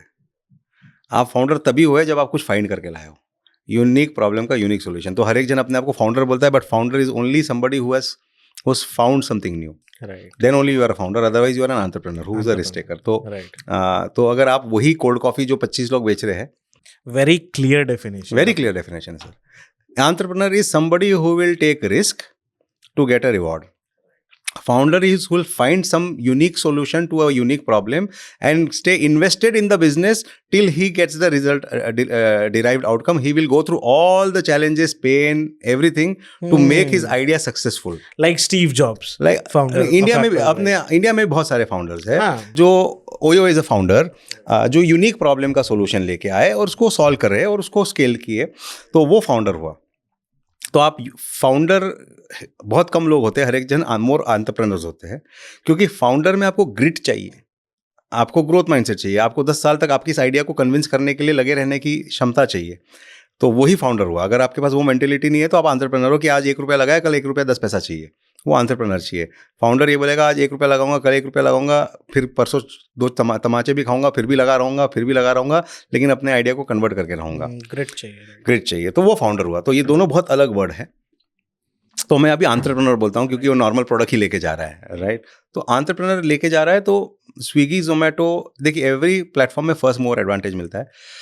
आज से 5 साल पहले जब भी ब्लिंकिट और ये आए थे, उस समय आपको कोई भी एक नॉर्मल ब्रांड को एंट्री बहुत इजीली मिल जाती थी, because they were growing, right. उनके पास एंडलेस इन्वेस्टर मनी आ रहा था, आज भी आ रहा है, बट उस वक्त एक आइडिया को एस्टेब्लिश करना वो फाउंडर थे। ब्लिंकिट जिसने बनाया वो फाउंडर है, जोमेटो जिसने बनाया, जेप्टो जिसने बनाया वो फाउंडर, बिकॉज एक यूनिक आइडिया को वो सक्सेसफुल कर रहे थे, राइट। बट आज वो उस पॉइंट पे आ गए हैं जहां अब वैल्यूएशन तभी और तेजी से बढ़ेगी जब आपकी प्रॉफिटेबिलिटी बढ़ेगी। Hence they have started to be choosy, hence they have started to ask more money for listing, more money for advertisement, everything. तो 3, 4, 5 साल पहले जो लोग घुस गए, उनका हनीमून पीरियड था, वो घुस गए। आज कोई नया एंटरप्रेन्योर वहां जाता है तो उसके पास एक बजट होनी चाहिए, उसके पास एक किटी होनी चाहिए। बिना उसके जाएंगे तो आप जेप्टो, ब्लिंकिट में बहुत बड़ा कुछ नहीं कर पाएंगे। अमेजॉन में तो फिर भी कर पाएंगे, बिकॉज वहाँ उतना लिस्टिंग नहीं है, वहाँ आपके ट्रांजैक्शनल, बिकॉज वहाँ गोडाउन स्पेस या सेल्फ स्पेस अनलिमिटेड है, राइट। बट जहाँ पे लिमिट आ गई क्यूकॉम में कि मेरे पास वेयर हाउस स्पेस इतना है, डार्क स्टोर स्पेस इतना ही है, तो वहाँ पे then your money requirement will be higher. तो आपको लगता है कि एक स्टार्टिंग में बंदे को जाना चाहिए, नहीं जाना चाहिए? पैसा है तो जाना चाहिए। Everything is okay. मेरा आउटकम क्या है, उस आउटकम को पूरा करने के लिए मुझे साधन क्या क्या लगेंगे, वो साधन कहाँ से आएंगे, वो है नहीं है।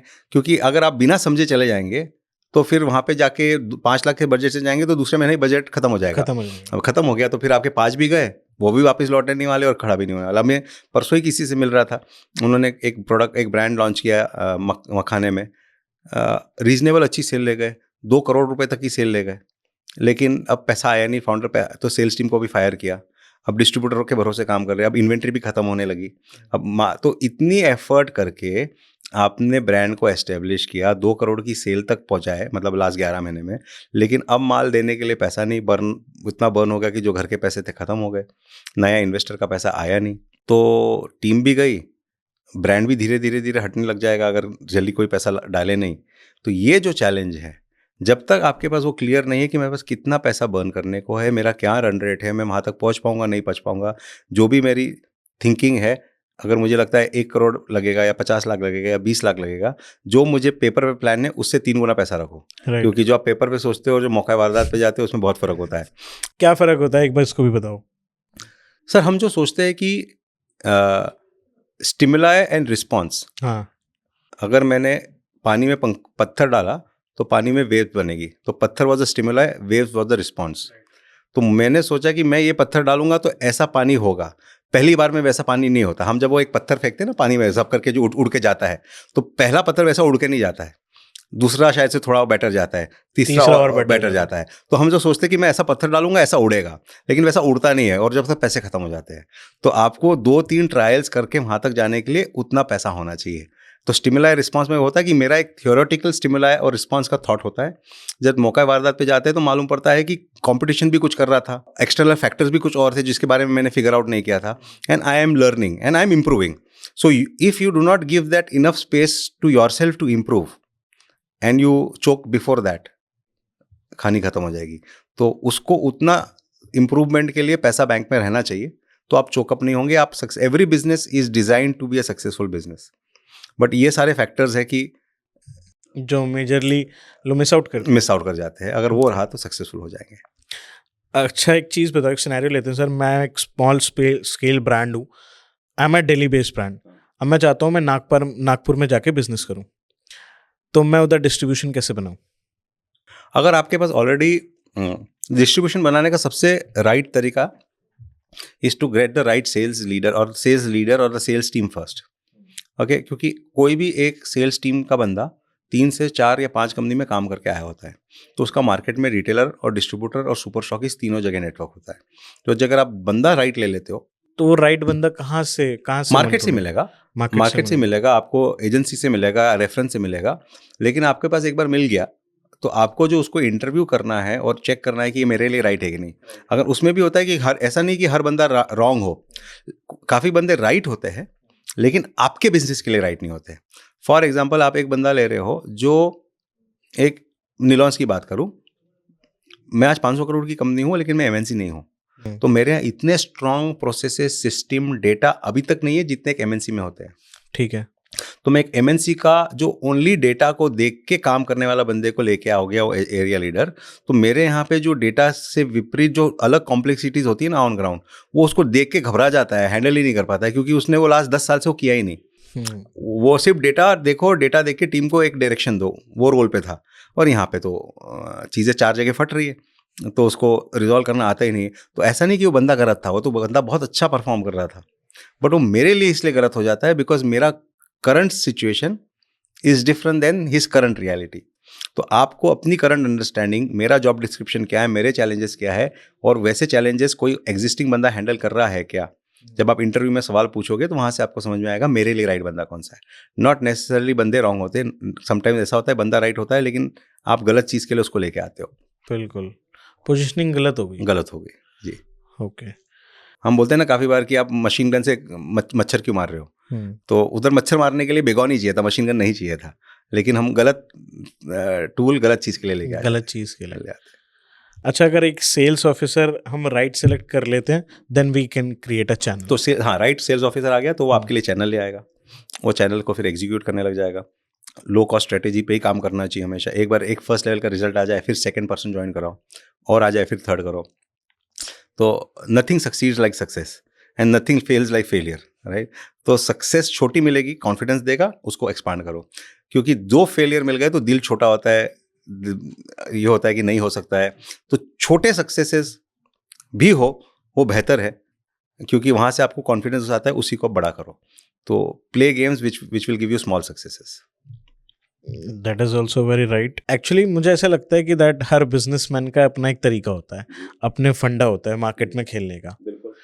कुछ लोग बहुत एग्रेसिवली प्ले करना चाहते हैं, कुछ लोग बहुत साइलेंटली बड़े लाउड होते हैं, बिल्कुल, और कुछ लोग बस लाउड होते हैं। जी, राइट। अच्छा, आपने प्राइमरी सेल्स, देखो प्राइमरी सेल्स होती हैं, सेकेंडरी सेल्स होती हैं। प्राइमरी सेल्स डिस्ट्रीब्यूटर जो करता है, आपने उसको कैसे बढ़ाया? What you did? See, ultimately business में तो बोलते हैं कि सेकेंडरी एफएमसीजी का भगवान है, प्राइमरी नहीं है। बट अगर प्राइमरी होगा तो ये सेकेंडरी नहीं, तो वही बोल रहा हूँ कि प्राइमरी होगा तो सेकेंडरी होगा, ये शॉर्ट टर्म के लिए ठीक है। लॉन्ग टर्म के लिए सेकेंडरी ही होगा तो प्राइमरी होगा। देखिए, आप किसी की चीज़ की कैपेसिटी अगर 100 है, आप उसको 110 तक भर दोगे तो वहाँ तक तो वो ले लेगा और वो 10 की उल्टी करके मार्केट में छोड़ भी देगा। लेकिन आप उसको 200 कर दोगे तो वो आपको प्राइमरी का प्रेशर ऑलवेज वर्क्स, बिकॉज जैसे हमने कहा as a human we are always slated to do more. तो हमारे पास क्षमता उससे ज़्यादा की होती ही है, बट वो क्षमता किस पॉइंट तक रोकनी है जहाँ वो फटे नहीं। इसलिए प्राइमरी हेल्प करता है डिस्ट्रीब्यूटर को। हर एफएमसीजी, चाहे वो लीवर्स हो चाहे जो भी कंपनी हो, हर कंपनी का 30 तारीख का दिन बहुत खतरनाक होता है, क्योंकि जिसकी जो कैपेसिटी होती है उससे थोड़ा 21 डाला जाता है। और वो एक कैसा हेल्प होता है उसी से, जैसे आप एक उदाहरण लेके आप एक रबर बैंड है, रबर बैंड को स्ट्रेच करोगे और स्ट्रेच करके पकड़ के रहोगे 1 मिनट तक, जब छोड़ोगे तो उसकी जो ओरिजिनल साइज है उससे थोड़ा बड़ा हो जाता है, फिर नेक्स्ट टाइम और स्ट्रेच करोगे पकड़ के रहोगे तो जहाँ तक उससे और थोड़ा बड़ा होता है, इलास्टिसिटी बढ़ती जाती है। यही तरीका होता है, आप उसको पकड़ के ही रखोगे और खींचते जाओगे तो टूटेगा। तो आप खींच के रखो थोड़ी देर, फिर छोड़ो, फिर खींच के रखो तो छोड़ो, let it expand. That is the way you should do it. तो प्राइमरी का जो प्रेशर है, इतना मत खींच दो कि टूट जाए, खींच के रखो फिर थोड़ा छोड़ो, फिर खींच के रखो फिर थोड़ा छोड़ो। यही तरीके से प्राइमरी को बिल्ड किया जा सकता है। एंड सेकेंडरी तो सर अच्छा, सेकेंडरी चैनल, जब सेल्स चैनल आप बिल्ड करोगे तो उसमें आप से क्या डालोगे जिससे बूस्ट आए, क्योंकि नॉर्मल लोगों को उतना नहीं मिलता है। देखिए, मैं हमेशा यही बोल रहा हूँ कि जब तक ऑफटेक दुकान से नहीं होगी तो 4 रोल्स है। सबसे पहला रोल है सेल्स टीम का, जो करता है प्लेसमेंट। दूसरा रोल है मार्केटिंग का, जो करता है ट्रायल्स।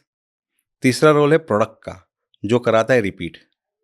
चौथा रोल है वर्ड ऑफ माउथ का, जो कराता है मार्केटिंग, जो आ गया उसमें ब्रांडिंग एस्पेक्ट।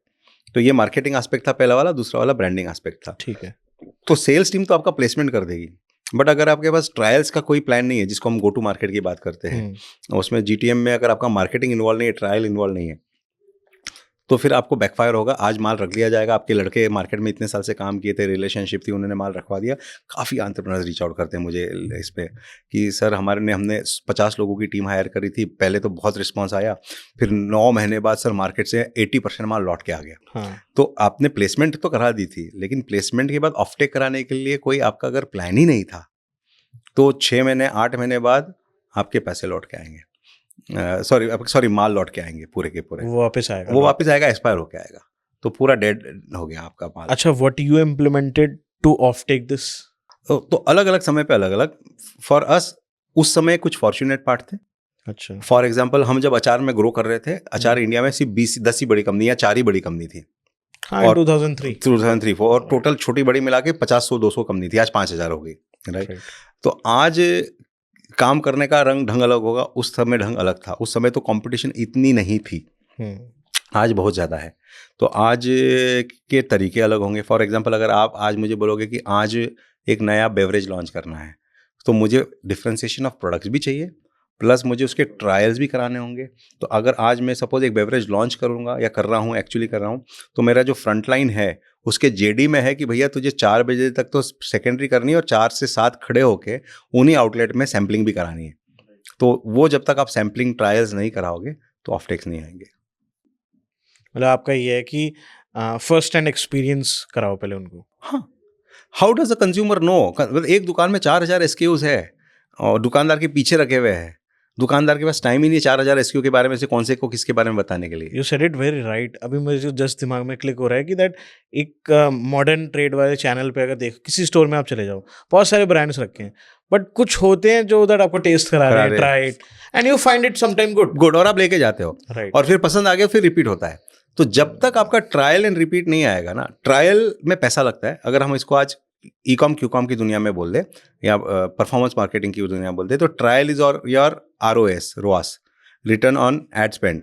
ट्रायल भी एड स्पेंड है, मतलब फिजिकल ऐड हो रहा है, फिजिकल प्रोडक्ट हो रहा है, उसका ROAS आपको इनिशियली कम ही आता है, राइट। बट आपका प्रोडक्ट, बट अवेयरनेस तो होता है फिर। लेकिन जब आप बोलते हैं कि अब मेरे ऑर्गेनिक कस्टमर आने लगे, जो रिपीट कस्टमर आ रहे हैं, जैसे जैसे ऑर्गेनिक कस्टमर बढ़ते जाते हैं, आपका ROAS बेटर होते जाता है। तो यही स्टार्ट GT की कहानी है। अगर वो एक लाइन में बोले कि शेर के मुंह में खून लगाना है पहले, हाँ बस। पहले बट अगर एंड हेंस आप जब बोले स्टार्टिंग में अपना जो डिस्कशन हुआ कि मैं उल्टा बोलता हूँ, product is important, but product अगर आपका 10x की जगह 8x भी रह गया चलेगा, लेकिन आप ट्रायल्स कराओ, क्योंकि आप 10x प्रोडक्ट बनाने में रह गए लेकिन ट्रायल ही नहीं हुआ है, तो खेल हार जाएंगे। एक्चुअली मुझे ऐसा लगता है most of the entrepreneurs do the same mistake. वो पहले वाले पार्ट पे तो बहुत ज़्यादा एग्जीक्यूशन कर देते हैं, बट सेकंड पार्ट पे वो उतना एग्जीक्यूशन नहीं करते कि उसको टेक ऑफ कराने के लिए क्या करा जाए। वो सबसे बड़ी गैप है, वो सबसे बड़ी। बना भी दिया, इन्वेस्टमेंट भी लग गई, पहुंचा भी दिया, बट देन टेक ऑफ के लिए कोई जरिया नहीं है। अच्छा, इसके अलावा हम टेक ऑफ के लिए और क्या कर सकते हैं? बहुत सारे हैं। जैसे सपोज, और मैं हमेशा अपने बहुत सारे हर पॉडकास्ट में कहता हूँ, go deep then go wide. Suppose किसी बंदे ने बोला मैं सिर्फ एक नागपुर शहर पकड़ूंगा या इंदौर शहर पकड़ूंगा। अब इंदौर में आपने प्लेसमेंट करना चालू किया, फिजिकल सैम्पलिंग की कॉस्ट बहुत ज़्यादा है, क्योंकि एक दुकान पे शाम तक वो लेडी का सैलरी खर्चा होगा 800 रुपया, और वो माल भी बेचेगी 600 रुपये का। तो आपका रोआस तो नेगेटिव है, क्योंकि आपका सेल, लेकिन उसका लॉन्ग टर्म में रिजल्ट आएगा।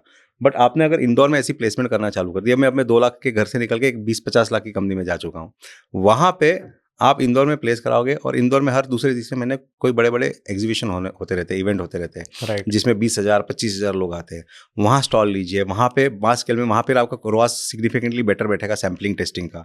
वहाँ पे कस्टमर के घर में प्रोडक्ट जाएगा, पसंद आएगा। तो आपका कहने का मतलब है कि कुछ बना रहे हो तो कस्टमर के सामने जाओ, दिखो, मेन थिंग। एंड सर हमारी मारवाड़ी बोल रहा हूँ, हमारी भारतीय कल्चर में आपको इतना ही सिंपल मालूम है, मैं मदर के साथ बचपन में उनके साड़ी के शॉप में कभी वो साड़ी खरीदने जाती थी, वो सबसे पहले साड़ी वाला क्या एक डायलॉग बोलता था, अरे जो कल नया माल आया वो लाओ। राइट, यही बोला है बचपन से, क्या हमेशा परसों कल ही माल आता था। मेरे मम्मी के लिए वो कल है, वो शायद से उसकी दुकान में 2 महीने पहले आके उसने 20 लोगों को दिखा दिया है, बट कस्टमर को क्या दिखाता था कि ये लेटेस्ट माल है। राइट, तो वो feeling of trial of understanding the consumer, कि उसको ये फील होना चाहिए कि नया है, बेस्ट है, आपके लिए स्पेशल है। भाभी जी वो जो भी करते थे दैट, वो आज भी वही चलता है। राइट, तो एक्चुअली मुझे लगता है ट्रेडिशनल बिजनेस आज भी कस्टमर रिलेशन पे बहुत फोकस करता है, और वो करना ही पड़ेगा। राइट, करना ही पड़ेगा, because how does a customer know 200 मखाने के ब्रांड है सर, 5,000 अचार के ब्रांड है, 5,000 10,000 नमकीन के ब्रांड है, कस्टमर को कैसे मालूम पड़ेगा। अच्छा, लोग बोलते हैं हम हेल्दी स्नैकिंग में जा रहे हैं, हेल्दी स्नैकिंग के 2,000 ब्रांड हो गए। तो आप यूनिक कैसे हो, आप बेहतर कैसे हो, आपका यूनिकनेस क्या है, why should somebody buy you. तो वो तो वहाँ तक जब तक वो स्वाद चखेगा नहीं, देखेगा नहीं, समझेगा नहीं, तो होगा नहीं। That is a problem. Okay, अच्छा, लाइन ऑफ क्रेडिट मांगता है न्यू डिस्ट्रीब्यूटर, तो उसको आप कैसे मैनेज करते हो, कितने दिन का देना चाहिए, क्या करना चाहिए? बिकॉज ये भी एक न्यू फाउंडर के लिए या न्यू एंटरप्रेन्योर के लिए एक समस्या बन जाती है। उसमें अगर आप थोड़ा निगोशिएट कर सके, कितने दिन का फिर भी? वही मोरा स्किन इन द गेम लाने की जरूरत है। आप अगर डिस्ट्रीब्यूटर के साथ स्टार्ट तो ऐसे ही करिए कि सर हम आपको 10% मार्जिन देंगे और 3% कैश डिस्काउंट देंगे। अच्छा, 3% कैश डिस्काउंट? हाँ, लोग 1% कैश डिस्काउंट देते, टॉप अप हम आपको 3% देंगे, लेकिन हमको पैसा आप 7 दिन में दे दो या 3 दिन में दे दो। अच्छा, तो वो करने से 2 चीज़ होती है, एक तो डिस्ट्रीब्यूटर को एडिशनल मार्जिन मिल जाती है, आपके पास पैसा 3 दिन में आ गया, जो आप अब छोटी कंपनी हो, आपको पैसा घुमाने की जरूरत है, आपके पास पैसा आ गया, आपके पैसे ब्लॉक नहीं है। ठीक है, प्लस डिस्ट्रीब्यूटर के पैसे लग गए, जब तक उसके पैसे लगे नहीं है वो he is not in the game. अब उसके पैसे लग गए, he is in the game. Right, अब उसको खाली करने का भी प्रेशर है। तो प्रिफरेबली ऐसी कोशिश करनी चाहिए, because skin in the game होने से गेम बेटर होता है। स्किन इन द गेम ना हो तो बेटर, फिर वो जिम्मेदारी आपकी होती है पूरी। अगर नहीं हो तो इसी प्रकार का कुछ फॉर्मूला लगाना चाहिए, वहाँ जहाँ डिस्ट्रीब्यूटर को आप कुछ एक्स्ट्रा पैसा दो, एक्स्ट्रा स्कीम दो, एक्स्ट्रा कैश डिस्काउंट दो, 7 दिन, 3 दिन, 10 दिन, 15 दिन, उसमें उसका पैसा लग जाए। पर मार्केट में तो ये होता है कि 1-2, 3-3 महीने का लटका हुआ है, तो उसके पास 3% सीडी आ गई ना, ब्याज का तो रेट बैंक का सिर्फ 8% 10% ही है, तो उसके पास तो वो पैसा आ गया। तो दैट्स हाउ इट इज। और उसमें से जो स्मार्ट डिस्ट्रीब्यूटर है वो 3 में से 1 घर में रखेगा, 2 दुकानदार को दे देगा, और उससे भी 15 दिन में पैसे ले लेगा। कि डिस्ट्रीब्यूटर इज वेरी स्मार्ट। हाँ। अच्छा, आपने एक जगह बताया दैट सेकेंड हैंड मशीन्स का डिसीजन आपने लिया था निलॉन्स के लिए, बड़ा अनकन्वेंशनल था, क्यों? नहीं, अनकन्वेंशनल नहीं, आज भी हमारे पास सर इंडिया एक उदाहरण देता हूँ, मेरे पास 2 पास्ता प्लांट है। अच्छा, दोनों पास्ता प्लांट्स, एक ब्रांड न्यू पास्ता प्लांट आज आप लेने जाओगे तो कम से कम 15 करोड़ का आता है। 15 करोड़ से। एक मैं बात कर रहा हूँ 800 किलो प्रति घंटे वाला प्लांट, ठीक है, 13 से 15 करोड़ का आता है। एक सेकेंड हैंड प्लांट लेने जाओगे जो 20-25 साल चला हुआ है, वो आपको 3 करोड़ में आता है। ओके, ठीक है। अब ये सेकेंड हैंड प्लांट क्यों बना कि जो फैक्ट्री इटली में थी, जो प्लांट चला रही थी, उसकी सेल बढ़ गई, उसको 800 केजी की जगह 2000 केजी का प्लांट चाहिए, उसने प्लांट पुराना निकाल के सेल आउट कर लिया। वहाँ पे रिफर्बिकेशन वाले लोग हैं, उन्होंने रिफर्बिश करके आपके पास जाके लगा दिया ना। इंडिया में ओनली पास्ता या वर्मिसेली में देखेंगे तो 2-3-4 ही लोग होंगे जो अपने भाव में माल बेच पाते हैं। बाकी इंडिया में वाला पास्ता के ग्रुप में मैं हूँ, जब एक दूसरे से सब विनती करते रहते रेट मत तोड़ो। सर ब्रांड न्यू प्लांट्स लाए हैं 13 करोड़ के, और ₹8 kg conversion, ₹7 kg conversion, ₹9 kg conversion, मतलब आप कन्वर्जन इंडस्ट्री में आप पास्ता प्लांट लाए हो, आपने ब्रांड बिल्ड करना चाहिए, तो कोई अपना ब्रांड नहीं बिल्ड कर रहा, सब एक दूसरे को सिर्फ बल्क में बना के 20 kg के बोरे में लूज बेच रहे हैं। तो 13 करोड़ का अगर प्लांट रहेगा और आप अगर उसको लूज में बेचोगे 9 रुपए किलो कन्वर्जन में, तो ROI कितने समय की कहाँ से बैठेगी, वो ही एक बड़ा चैलेंज हो जाता है, क्योंकि इन्वेस्टमेंट ही बदल गई। तो मैंने हमेशा से ये रखा है कि if I am entering any new field, I do not want to enter with a higher risk. मैं 12 करोड़ लगा दूँ और मेरा पास्ता सक्सेसफुल नहीं हो, तो मैंने अपना फर्स्ट प्लांट पास्ता का भी सेकंड हैंड लाया था, जबकि उस वक्त मेरी कंपनी ऑलरेडी 125 करोड़ की हो चुकी थी। कि अपसाइड खुली रहनी चाहिए, डाउनसाइड प्रोटेक्टेड रहनी चाहिए। फेल हो गए तो नुकसान वो जितना हो पाए ठीक हमारे है। पुरानी कहावत है कि एक बाल खींचो, गांठ मारो, पहाड़ पे डालो, आया तो पहाड़, गया तो बाल, यही हमारी कहावत है। तो यही करो कि सस्ते में करो, आया तो पूरा आएगा, गया तो आपका टेक दैट मच रिस्क जो आपके लिए ठीक है, you can take it, right. Okay, but it's a very smart way. That's Of course cutting. बिल्कुल सर, बिजनेस आप सक्सेस होने के लिए खेल रहे हो, आप किसी को दिखाने के लिए तो सर नहीं वो खेल रहे हो। मैं यही चाहता हूँ ना, वो मारवाड़ी वाला जुगाड़ बताओ लोगों को। तो यही तरीका है, मतलब मैं आप किसी को इम्प्रेस करने के लिए तो बिजनेस कर ही नहीं रहे हो, आपके घर में पैसा बचना चाहिए। हाँ, ऐसा हो सकता है कि आपको वो सेकेंड हैंड मशीन वाला आपको सही मिले, ऐसा नहीं हो कि आपको एक मशीन चिपका दे, आपके 3 करोड़ भी गए और मशीन चालू भी नहीं हो, हाँ, you have to check. वो आपको सारे रेफरेंस चेक करने पड़ेंगे। बट मेरा हमेशा यही मानना है कि स्टार्ट ऑलवेज, मतलब एक हम जिसको बोलते हैं अपसाइड ओपन, डाउनसाइड प्रोटेक्टेड। मेरी अपसाइड पूरी खुली रहनी चाहिए। मतलब किसी भी बिल्डिंग में क्या होता है, बेसमेंट के 2 माइनस फ्लोर होते हैं, प्लस 25 फ्लोर होते हैं। जीवन वैसे ही होना चाहिए, जाओ तो सिर्फ 2 माइनस जाओ, प्लस 25 की जगह खुली रहो। माइनस 25 चले गए, प्लस 2 की जगह खुली है, वो नहीं करना है। तो यही अप्रोच के साथ काम करना। हाँ, आप सक्सेसफुल हो जाओगे तो आप ब्रांड न्यू भी खरीद लो, आपका ब्रांड बन गया और आप एक प्रीमियम में बेच पा रहे हो, तो बिल्कुल करो, then invest, then do things, बिल्कुल कोई मना ही नहीं है। आज हम भी ब्रांड न्यू मशीन्स खरीदे, पहली 2 कॉम्पिटर सस्ती खरीद, सेकंड हैंड खरीदी, थर्ड और फोर्थ ब्रांड न्यू ही खरीदी है, क्योंकि जिन जगह बिकने लग गया। अच्छा, एक मारवाड़ी एंटरप्रेन्योर को क्या आता है जो एक मॉडर्न एंटरप्रेन्योर को नहीं आता, समझ में क्या फायदा मिलता है? मारवाड़ी एंटरप्रेन्योर या मारवाड़ी जिसको बोलते हैं, जिसने ऑलरेडी बढ़िया, जिसको बोले मारवाड़ी भी होते, सिंधी भी होते, गुजराती भी होते, पंजाबी भी होते हैं, जो एक एंटरप्रेन्योर होते हैं, जिनको एक समझ में आता है, उनको शायद से पैसा कैसे घुमाना है और पैसा कैसे कम खर्चे में ज़्यादा मैक्सिमाइजेशन करना ही आता है। कम लगा ज़्यादा मिले, लेस इन्वेस्टमेंट मोर प्रॉफिट। हाँ, और जो नया एंटरप्रेन्योर होता है वो पहले शोशा में ज़्यादा जाता है, कि पहले ये दिखाना है, वो दिखाना है, पहले ब्रांडिंग करनी है, ये करना है। हाँ, तो सबसे पहला सर्वाइवल है, जान है तो जहान है, तो पहले अपने आप को जान तो ले आओ, फिर जहान भी बना लेंगे। दैट इज वेरी गुड यार सर, ये बहुत अच्छी बात आपने बताई जी। कि शो ऑफ करने का, देखो एक दिन आएगा ना उसका भी मौका, या और लिटरली वो आता है, लिटरली आता है। एक्चुअली मुझे ऐसा लगता है कि आजकल जो स्टार्टअप कल्चर हो गया थोड़ा फ्लैशी हो गया है, it's a kind of something. हाँ, इसलिए आई एम अ फाउंडर, मैं इसलिए फाउंडर का डेफिनेशन आज क्लियर किया। अगर आप जब तक एक यूनिक आइडिया कंसेप्ट जो दुनिया में आज तक नहीं था उसको लेके नहीं आते, उसके पीछे 10 साल तक सक्सेसफुल, तो तू आप फाउंडर नहीं हो, आप एंटरप्रेन्योर, आप एंटरप्रेन्योर, राइट। अच्छा, एफएमसीजी में मार्जिन्स को लेकर बड़ी क्यूरियोसिटी होती है, एक हेल्दी मार्जिन क्या होता है सर? कितना होना चाहिए मार्जिन एफएमसीजी में? एक्चुअली रीजनेबली अच्छा होता है। कितना? इफ यू गो डीपर, आप 18-20% अभी तक जा सकते हैं। हम जैसे वहाँ तक नहीं है, क्योंकि हम वाइडर गए। मेरे कुछ पास्ट के जो मिस्टेक्स है, उसमें one of the mistake is we went wider. अभी we are on the way of going deeper now, but वो डीपर जाने में, एक दिल्ली को डीपर जीतने में मुझे 3 साल लगेंगे। अच्छा, हाँ, 3 से 4। मतलब एक उदाहरण के तौर पे दूँ तो दिल्ली में 70,000 दुकानें हैं, जिसमें से 35,000 दुकानें इनडायरेक्ट कवरेज होती है, मतलब वो C&D क्लास आउटलेट है जो होलसेल के थ्रू जाती है। अच्छा, ठीक। 35,000 दुकानें डायरेक्ट कवर होती है, डायरेक्ट।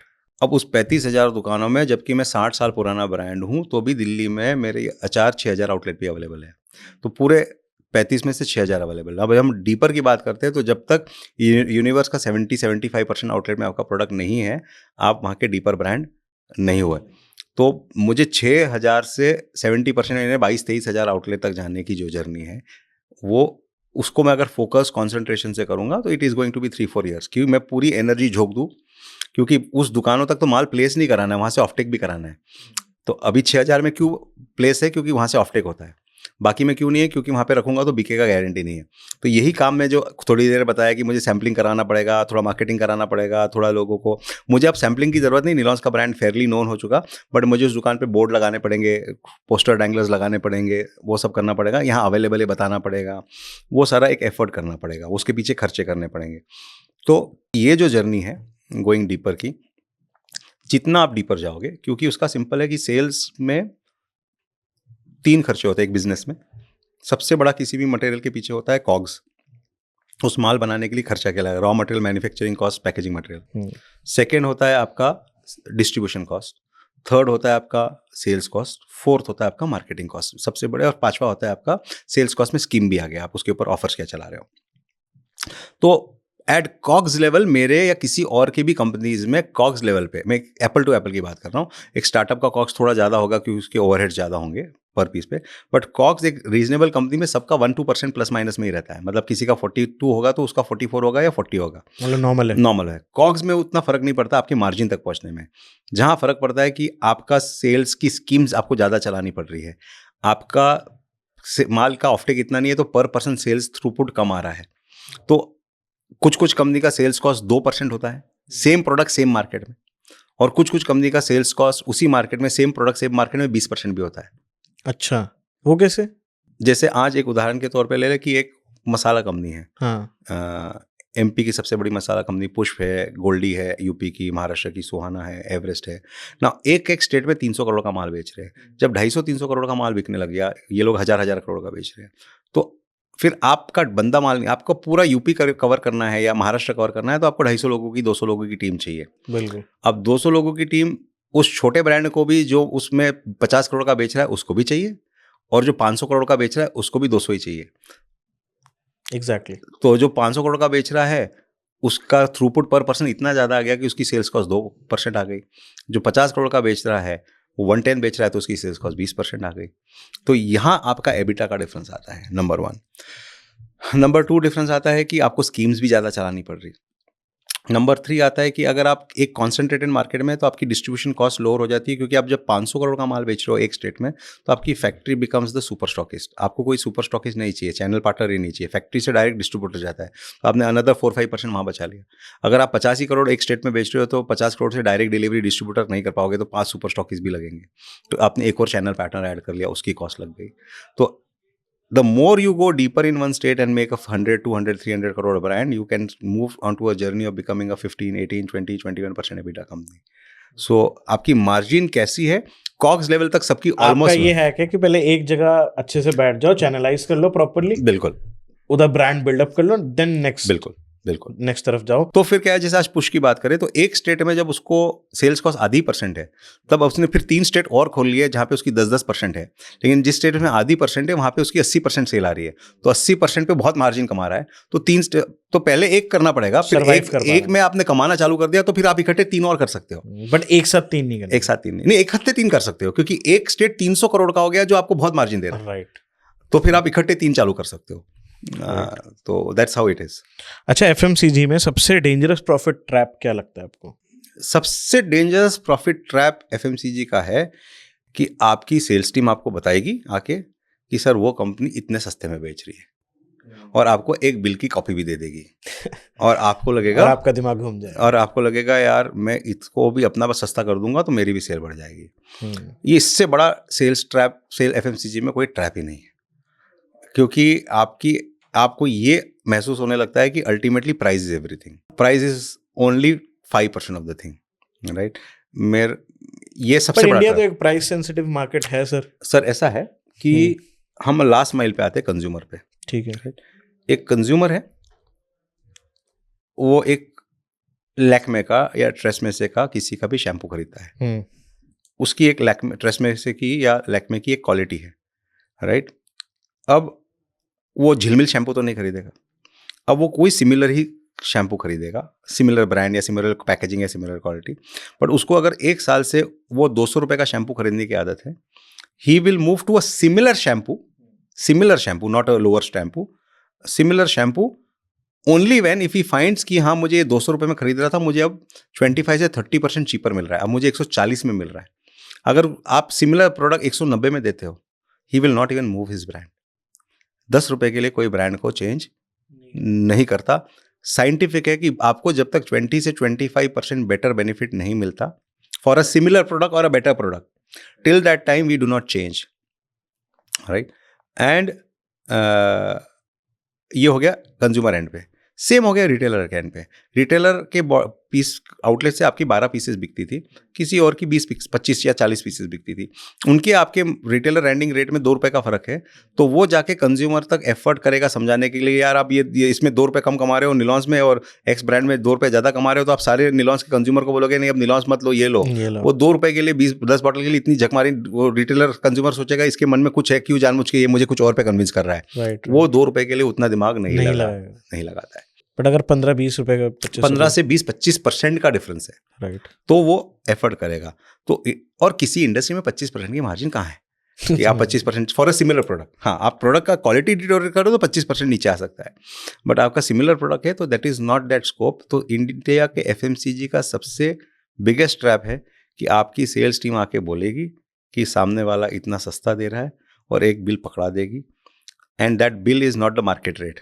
वो किसी समय उस कंपनी का कहीं माल अटका होगा, किसी लीडर के हाथ में बजट होगा, उसने बजट वो होलसेलर के लिए पूरा यूज कर लिया होगा, और बराबर वही बिल लाके दिखाएंगे जैसे कि पूरे मार्केट में वही रेट बिक रहा है, right. They will try to convince कि आप भी, तो इससे बड़ा ट्रैप नहीं है। This is the biggest trap, so never fall in this trap. And SOPs को लेके आपको क्या विचार है कि ज़्यादा होनी चाहिए, कम होनी चाहिए? राइट, होनी चाहिए। कुछ लोग स्टार्टिंग में क्या करते हैं कि उनने 3-4 प्रोडक्ट से स्टार्ट करा, बट एज दे सी की थोड़ी डिमांड हुई तो वो बहुत ज़्यादा एकदम से बढ़ा देते हैं। नहीं करना चाहिए, वही मैं बोल रहा हूँ, गो डीपर इट 1 और 2 कैटेगरीज। आप 50 कैटेगरी का प्लेयर बनोगे, every category is equal to 10 more competition. तो आप अगर 4 कैटेगरी में चले गए तो आप 40 कॉम्पिटिशन से फाइट कर रहे हो, राइट। आपको 2 ही कैटेगरी में पहले लड़ना है, वहाँ पे अगर सक्सेस नहीं मिल रही तो रास्ता ढूंढना है कैसे मिलेगी, तीसरे में नहीं जाना है, वो 2 को ही सक्सेसफुल कराने की रास्ते को ढूंढना है। Suppose I am building any business FMCG, मैं कोई कैटेगरी चूज कर लेता हूँ, बट उसी में काफ़ी सारे बड़े प्लेयर्स भी हैं, तो आप उनको कैसे टैकल करोगे? Because they can produce more और they have better quality, better idea. बड़े प्लेयर्स का हमेशा प्रोडक्ट अपने बड़े एसक्यूज पे होता है। देखिए हर जो बड़ा प्लेयर होता है, राइट, वो क्या प्रोटेक्ट करता है, जहाँ से उसका मेन धंधा और मार्जिन आता है। हर आदमी की बैंडविड्थ लिमिटेड है। मैं किसी बड़े कंपनी का, हल्दीराम का मैं सेल्समैन हूँ, राइट। अब मेरी हाईएस्ट सेल अगर नवरत्न चूड़ा से आती है, भुजिया से आती है, खट्टा मीठा चूड़ा, वो 5 SKU से आती है, 95% सेल, तो मेरा नेचुरल इंक्लिनेशन क्या होता है, क्योंकि मेरे ऊपर इतना प्रेशर है, मुझे मंथ का टारगेट करना है, मेरे पास मेरी कंपनी मुझे 4 रोस्टेड नमकीन भी देती है, 4 ये भी देती है, बट उसकी सेल मेरी 2% आती है, 1% आती है। मैं एज अ सेल्समैन मेरा पूरा फोकस अपना नंबर करने में है, क्योंकि ऊपर से डंडे चल रहे हैं मेरे मैनेजर के, तो मेरा फोकस बड़े में ही रहता है। आपके पास वो मौका होता है कि वो जो उसका जो 1% है, जहाँ पे उसका फोकस नहीं है, वो एरिया है आपके निशेस, जहाँ पे आप जहाँ से एंटर करके घुस सकते हो। That's the approach. That's a good approach sir. अच्छा, आपने देखो सर, एक बहुत बड़ी जब ब्रांड हम क्रिएट करते हैं या बहुत बड़ी कंपनी बिल्ड करते हैं, तो डेफिनेटली उसके पीछे एक टीम का बहुत बड़ा रोल रहता है। विदाउट टीम पॉसिबल नहीं है। एक राइट टीम कैसे बिल्ड करते हैं? What you implemented in your business? क्या आपने अपने इम्प्लीमेंटेशंस करे कि आप जैसी भी टीम थे उसको एक राइट टीम तक ले जा पाए? देखिए, सबसे पहले राइट टीम के लिए ना आपको काफ़ी बार ऑर्गेनाइजेशन, छोटी ऑर्गेनाइजेशन, बड़ी में तो प्रोसेसेस होते हैं, हम अभी छोटी की बात कर रहे हैं। बिल्कुल। कभी भी छोटी ऑर्गेनाइजेशन में ना आप ये ओनर, प्रमोटर, फाउंडर, एंटरप्रेनर जो भी हो, वो जेडी लिखता ही नहीं कि मुझे कि जब मैं आदमी लूँगा तो मुझे उससे क्या काम कराना है और मुझे उसमें क्या क्या स्किल सेट चाहिए। वो सिर्फ बोलता है मुझे एक सेल्स हेड चाहिए। इंटरव्यू करते हैं और जो सबसे अच्छा बोलने वाला होता है उसमें उसको रख लेते हैं। अरे वो सबसे अच्छा बोलने वाले ने ऐसी प्रॉब्लम लाइफ में हैंडल ही नहीं करी है जिस प्रॉब्लम के लिए आप उसको मंगा रहे हो, बुला रहे हो, right. And any wrong hire is 2 years lost in time and in money, तो बहुत ज़्यादा। आप एक नया बंदा लोगे, वो वहाँ पे हायर कर लिया आपने, वहाँ की वो नोटिस पीरियड सर्व करेगा, 2 महीने बाद ज्वाइन करेगा, फिर 3 महीने आप उसको हनीमून पीरियड लोगे, फिर 3 महीने बाद समझ में आएगा रिजल्ट नहीं आ रहा है, फिर 6 महीने तक आप उसके साथ काम करने की कोशिश करोगे, फिर 9 महीने बाद बोले अभी भी रिजल्ट नहीं आ रहा है, फायर करो, क्योंकि आप रॉन्ग हायर लेके आए थे, फिर अगले को ढूंढने को है, फिर ये सेम 1 साल की जर्नी होगी। तो 24 महीने तो आपके उसी में ऐसे चलेगा।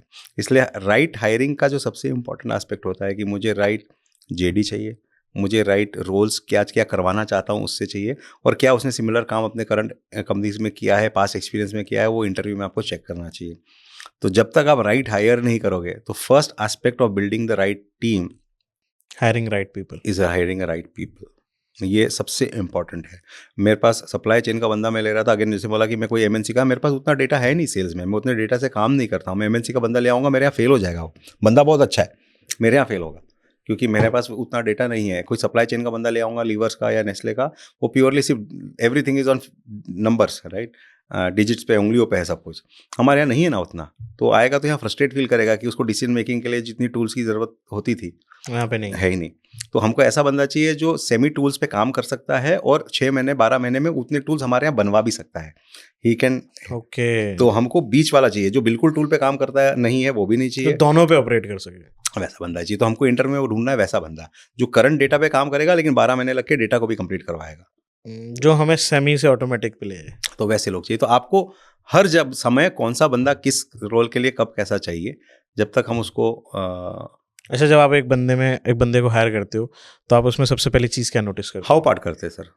हाउ पार्ट मतलब इसने, जैसे कोई भी काम जब हम करते हैं, जैसे आप मुझे अब इतने देर से सवाल पूछ रहे हो तो मैं हर चीज़ का आंसर दे पा रहा हूँ, इसलिए दे पा रहा हूँ मैं खुद करके आया हूँ। अगर मैंने करा नहीं होता तो मैं सरफेस के आंसर देता हूँ। आपने मुझे हर क्वेश्चन में 4 डीप डाइव क्वेश्चंस पूछे, क्या करना चाहिए, क्या करना चाहिए, क्या करना चाहिए, और हर चीज़ का आंसर इसलिए क्योंकि मैंने सब कुछ किया है, क्योंकि आपने हर चीज़ खुद ऑपरेट करके करी देखी है। है। तो ये हाउ पार्ट हो गया। तो आप किसी बंदे को इंटरव्यू करते हो, वो आपको ऊपर की बात करता है।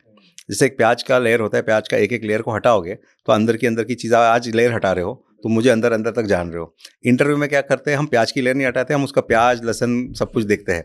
हमको प्याज की लेयर हटानी है। हमको अंदर तक पूछोगे ना जब उसको 20 सवाल, तब समझ में आएगा वो उसने एक्चुअली किया था या उसने सिर्फ ऊपर ऊपर से मॉनिटर किया था, किया किसी और ने था।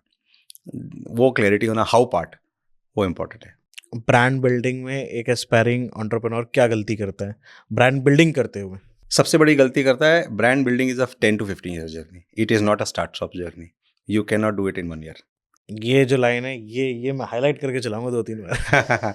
It's a 10 to 15 year journey, because आप किसी के दिमाग में घर कर रहे हो। आप सबसे पहले तो ब्रांड बिल्डिंग में सबसे क्लियर होना चाहिए मेरी पोजीशनिंग क्या है। एक सबसे बड़ी और गलती करता है, I can not be everything for everyone, I can be something big for someone. तो मेरी पोजीशनिंग क्या है? एप्पल चाहे तो सस्ते फ़ोन बेच सकता है, रेडबुल चाहे तो 20 रुपए का स्टिंग जैसा प्रोडक्ट निकाल सकता है, बट मेरी पोजीशनिंग क्या है, मैं क्या जाना चाहता हूँ, वो पोजीशनिंग बनाना। संतूर सोप की सिंपल पोजीशनिंग है कि अरे आप मम्मी हो, मम्मी जैसी लगती ही नहीं हो। 25 साल से एक ही पोजीशनिंग बना रखी है, राइट। पोजीशनिंग क्या है आपकी, और उसी पोजीशनिंग को लगातार करते रहो तो ब्रेन में जगह बन जाएगी। Married woman who does not look married is santoor. फिल्मी सितारा का सौंदर्य साबुन इज लक्स, जगह बन गई। कीटाणु को हटाने के लिए लाइफबॉय या डेटॉल, जगह बन गई। बार बार फिर उसको 10 साल तक वही हैंडल करना। रिपीटेटिव जब वो चलता रहता है तो पोजीशनिंग हो जाती है उसकी। आप फिर उसको बिलीव करने लगते हो। अच्छा, अगर आज आप ट्रेडिशनल मार्केटिंग पे ज़्यादा बिलीव करते हो या मॉडर्न मार्केटिंग पे?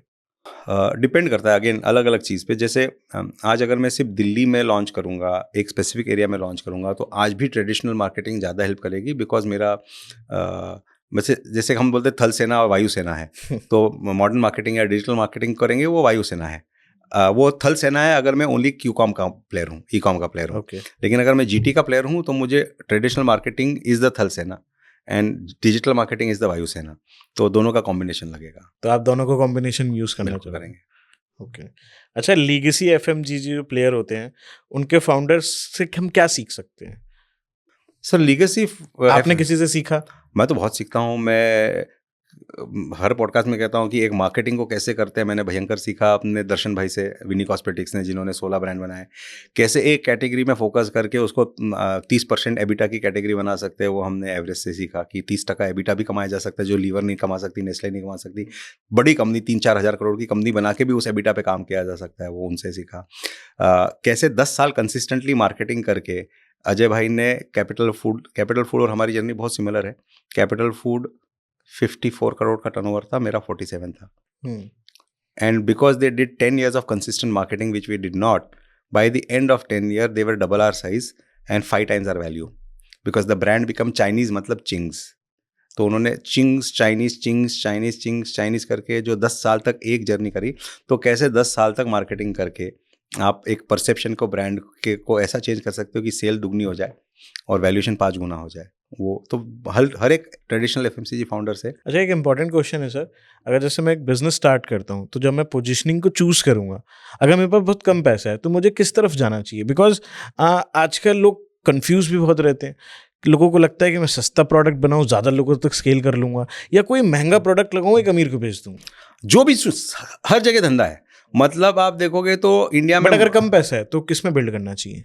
तीनों में भी फिर भी मिल सकता है, लेकिन जब मास में जाओगे और कम पैसा है तो मास में आपको रिटर्न वॉल्यूम पे आता है और प्रीमियम में आपको रिटर्न कम क्वांटिटी पे आता है.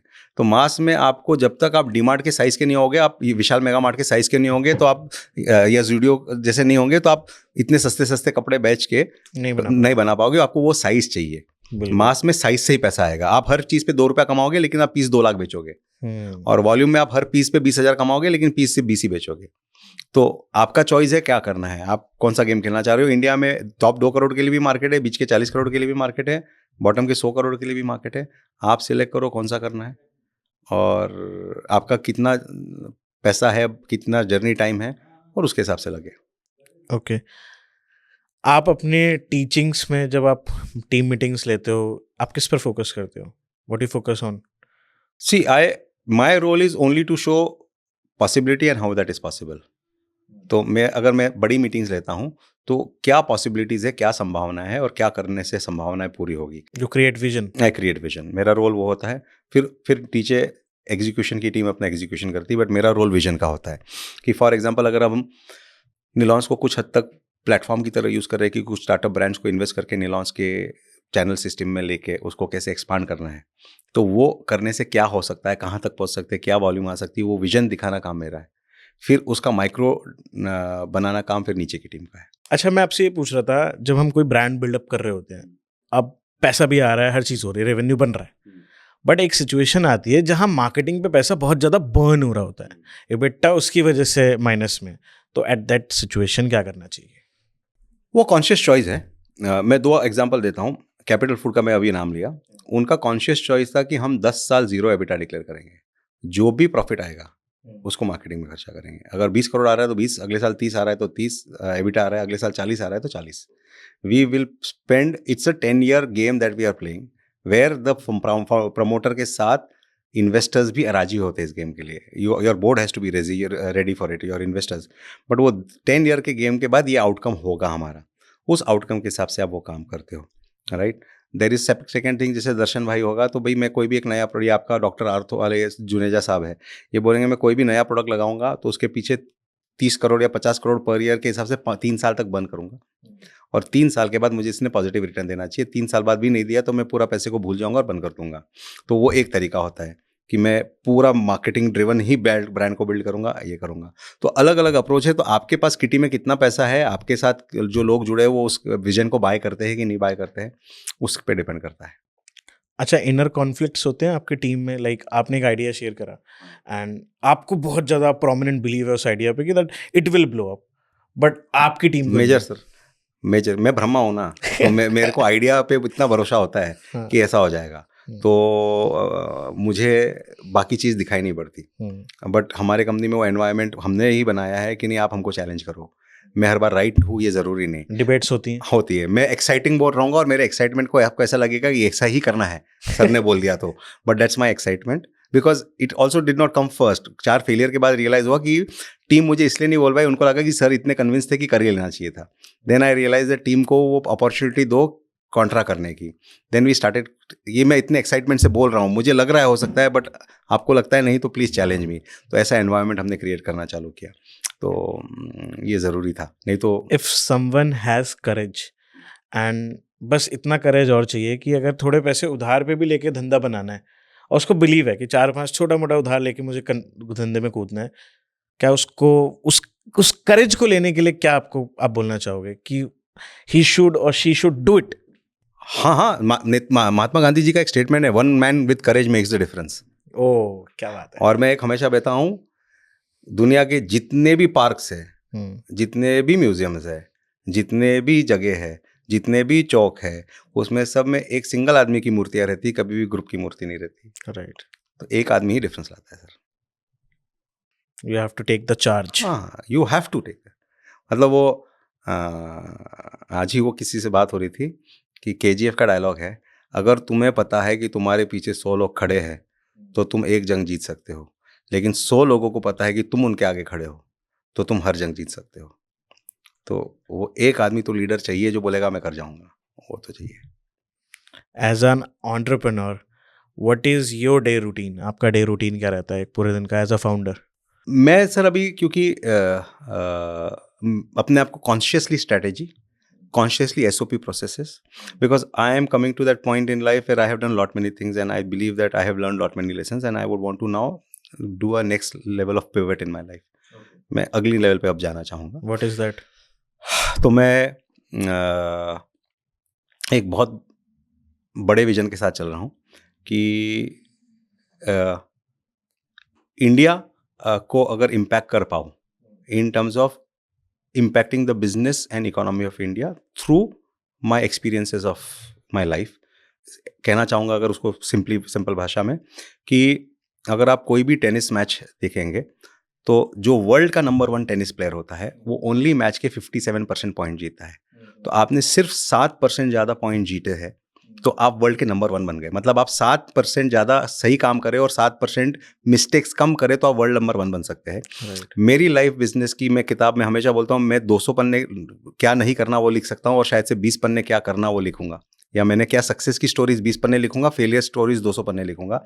तो my journey, I am a very unique combination. मैंने एक सेकेंड जनरेशन बिजनेस को 8 से 500 बनाया है। मैंने एक स्टार्टअप चालू किया, इन्फिनाइट लाइफ फिटनेस, जो जिम का बिजनेस है, उसको मैंने पूरे नुकसान से कन्वर्ट करके प्रॉफिटेबिलिटी में एक चेन, फ्रेंचाइजी चेन बनाया। मैंने 4 इन्वेस्टमेंट करके किसी और के प्लेटफॉर्म में पैसे लगा के उसको भी ग्रो कराया। तो एक ऐसा बहुत रेयर कॉम्बिनेशन होता है, खुद का किया सेकेंड जनरेशन, फिर फर्स्ट जनरेशन भी खुद के हाथ से बनाया, फेल करके उसको सक्सीड बनाया। तो इतना सीखा हूँ कि मैं एक कोर्स लाना चाह रहा हूँ और वो थिंक स्कूल के साथ हम लेके आ रहे हैं, जिसका नाम है भारत ब्रांड शाला, क्योंकि इंडिया के रगों में खून जो है धंधा दौड़ता है, तो वो लेके आ रहे हैं। और उसका सिंपल इम्पैक्ट ये है कि अगर मैं इंडिया में वो कंट्रीब्यूशन दे पाऊँ कि आप 10% डिसीजंस राइट ज़्यादा करें और 10% रॉन्ग डिसीजंस कम ले, तो आई कैन गारंटी कि एक फेलियर बिजनेसमैन सक्सेसफुल हो सकता है और एक सक्सेसफुल बिजनेस सुपर सक्सेसफुल हो सकता है। तो ये मेरा नेक्स्ट पिवट की तरफ जाने का है। तो मेरा आज लाइफ जो बिजनेस में है वो है बिजनेस के प्रोसेसेस को और स्ट्रॉन्ग करूं और टाइट करूं, ताकि मैं अपने बिजनेस में शायद से 2 दिन कम भी काम दे पाऊँ तो भी बिजनेस उसी रफ्तार से ग्रो करता रहे और मैं ये काम कर पाऊँ which is a larger than my life. मतलब ये एक चीज़ को बोले कि मेरे जाने के बाद दुनिया याद रखे कि कुछ कंट्रीब्यूट किया था, तो वो एक कंट्रीब्यूशन की तरफ आगे बढ़ रहा हूँ। आपको संतुष्टि अब किस चीज़ से मिलती है? आप ये बिजनेस बनाते हो, बिकॉज एक ड्राइव होती है जो लाइफ में फोर्स क्रिएट करती है। एक टाइम होता है कि ऐसा लगता है कि ये इतने स्टेज तक पहुंच जाए, 500 या 200 करोड़ का बिजनेस हो जाए तो I will be successful. But एक स्टेज आता है जब इंसान को लगता है मैं डिस्टर्ब कर दूं। हाँ, मुझे तो पैसे से कभी संतुष्टि मिली नहीं। मुझे पैसा मेरे लिए कुछ मतलब ऐसा नहीं कि इम्पोर्टेंट नहीं है, बट मुझे पैसा ड्राइव नहीं किया। मुझे ड्राइव किया कि क्या ग्रोथ, क्या मैं इम्पैक्ट ला पाया, क्या मैं ग्रोथ ला पाया, क्या मैं लाइफ टच कर पाया। मतलब नॉर्मली लोग आपके प्लेटफॉर्म पे, मेरे को पता नहीं इतने ओपनली पॉडकास्ट में किसने सारा खोल के रख दिया, मैं सब खोल के रख देता हूँ। मुझे लगता है कि मैं इतनी लाइफ छू पाया। अगर कुछ लोग ज़िंदगी में सक्सेसफुल हो पाए और वो बोले और कहते भी है मुझे चैट में कि सर हमारी कंपनी यहाँ आ रही थी, आपका पॉडकास्ट सुनने के बाद हम we are getting more successful, वो जो चीज़ें मुझे सुनने मिलती है वो मुझे बहुत सेटिस्फेक्शन देती है। बिकॉज क्या है, मैं अपने आप में, because you have to be gross value adder और you are a gross value destroyer, right? If I can be a gross value adder, not necessarily in my own business but in hundreds of business and hundreds of life, उससे बड़ा तो मतलब जब हमारे बच्चों के बच्चे होंगे तो पोतों पोतियों को यही तो कहानी सुनानी है कि जीवन में ये किया था, right? Ultimately life is nothing about else then telling stories to your grand children of what you did. हाँ, तो वो स्टोरीज बनानी है सर, तो वो ही एक्साइट करता है। Thank you so much Deepak sir, आपने एक ये practical MBA class type podcast बना दिया। जहाँ पे धंधे की कोर वैल्यू आपने बिल्कुल, सिखाई, बिल्कुल। बहुत बातें आपने बता दी यार। आई वांट आप टू एड अप लास्ट में यही कि दैट द वर्स्ट एडवाइस जो आपने कभी सुनी हो किसी के मुंह से बिजनेस को लेके, जो आपको लगता है लोग यूजुअली फॉलो कर लेते हैं बट दे शुडंट। मैं वर्स्ट एडवाइस तो यही बोलूँगा कि वर्स्ट एडवाइस तो नहीं सुनी मैंने, बट मैंने बोला कि जहाँ लोग मोस्टली फेलियर होते हैं कि they try to find success too fast. It's a 15-year journey for me, it's never a 2-year journey for me. 10 से 15 साल लगते हैं सक्सेसफुल होने के लिए. ये मेरे लिए मैं हमेशा कहता हूँ. तो पेशेंस रखो. दूसरा, don't get excited with your idea. The devil is in the execution. तो आइडिया को भगवान मत मानो, एग्जीक्यूशन को भगवान मानो. Great line, devil is in the Detail. Execution, हाँ, राइट? बिल्कुल. तो यही चीज़ है. Thank you so much for the wonderful podcast and I believe and I hope so आप अपने नेक्स्ट टारगेट तक जल्दी पहुंच जाओगे. Thank you so much sir. Because मैं मारवाड़ियों पे बहुत बिलीव बिकॉज जो धंधा आपको समझ में आता है जी. You will build that. और हाँ, मैं तो बोलता हूँ ना, इतनी चीज़ें गलती की है कि, और आदमी गलती से ही सीखता है. Success never teaches you, mistakes teaches you. So maybe I have done more mistakes and I am a better teacher. जो लोग सपने देखते हैं, हाँ, like me, like whoever seeing it, जो लोग सपने देखते हैं उनके लिए क्या कहना चाहोगे लास्ट में? इस सपने ही देखना जरूरी है और सपने सच्चे होते हैं. बट अगेन, सपने तभी सच्चे होते हैं जब उसके पीछे शिद्दत से लगे रहो, विच इज़ 15 साल. ग्रिड से लगे रहो, विच इज़ 15 साल. एग्जीक्यूशन पे ध्यान दो, आइडिया पे ध्यान नहीं दो, तो सपने पूरे होते हैं. हर व्यक्ति के सपने पूरे होते हैं. Thank you for this. Thank you thank so you for much, amazing Prateek time. जी. I welcome. अगली बार दोबारा मिलेंगे बिल्कुल प्रतीक जी. और कुछ नए बिजनेस डिस्कशन पे बात करेंगे. Absolutely. Till the Thank time, you. Take care. Thank you for calling me. Lovely. Thank you so much sir. अगर आपने ये पॉडकास्ट एंड तक देख लिया है और आपको लगता है ये बिल्कुल फायदे का सौदा था, तो बिल्कुल कमेंट करके जरूर बताना कि आपको क्या चीज समझ में आई और क्या अच्छा लगा, और अगला किस फाउंडर को आप मेरे पॉडकास्ट में देखना चाहते हो जरूर बताना. और अभी तक अगर आपने मेरे चैनल को सब्सक्राइब नहीं करा, देखो इतनी वैल्यू देने के बाद भी अगर आपने सब्सक्राइब नहीं करा है तो गलत बात है. चैनल को सब्सक्राइब कर दो, बेल आइकन को हिट कर दो. मैं मिलता हूं किसी अगले पॉडकास्ट में, तब तक अपना ध्यान रखो. जय हिंद, वंदे मातरम.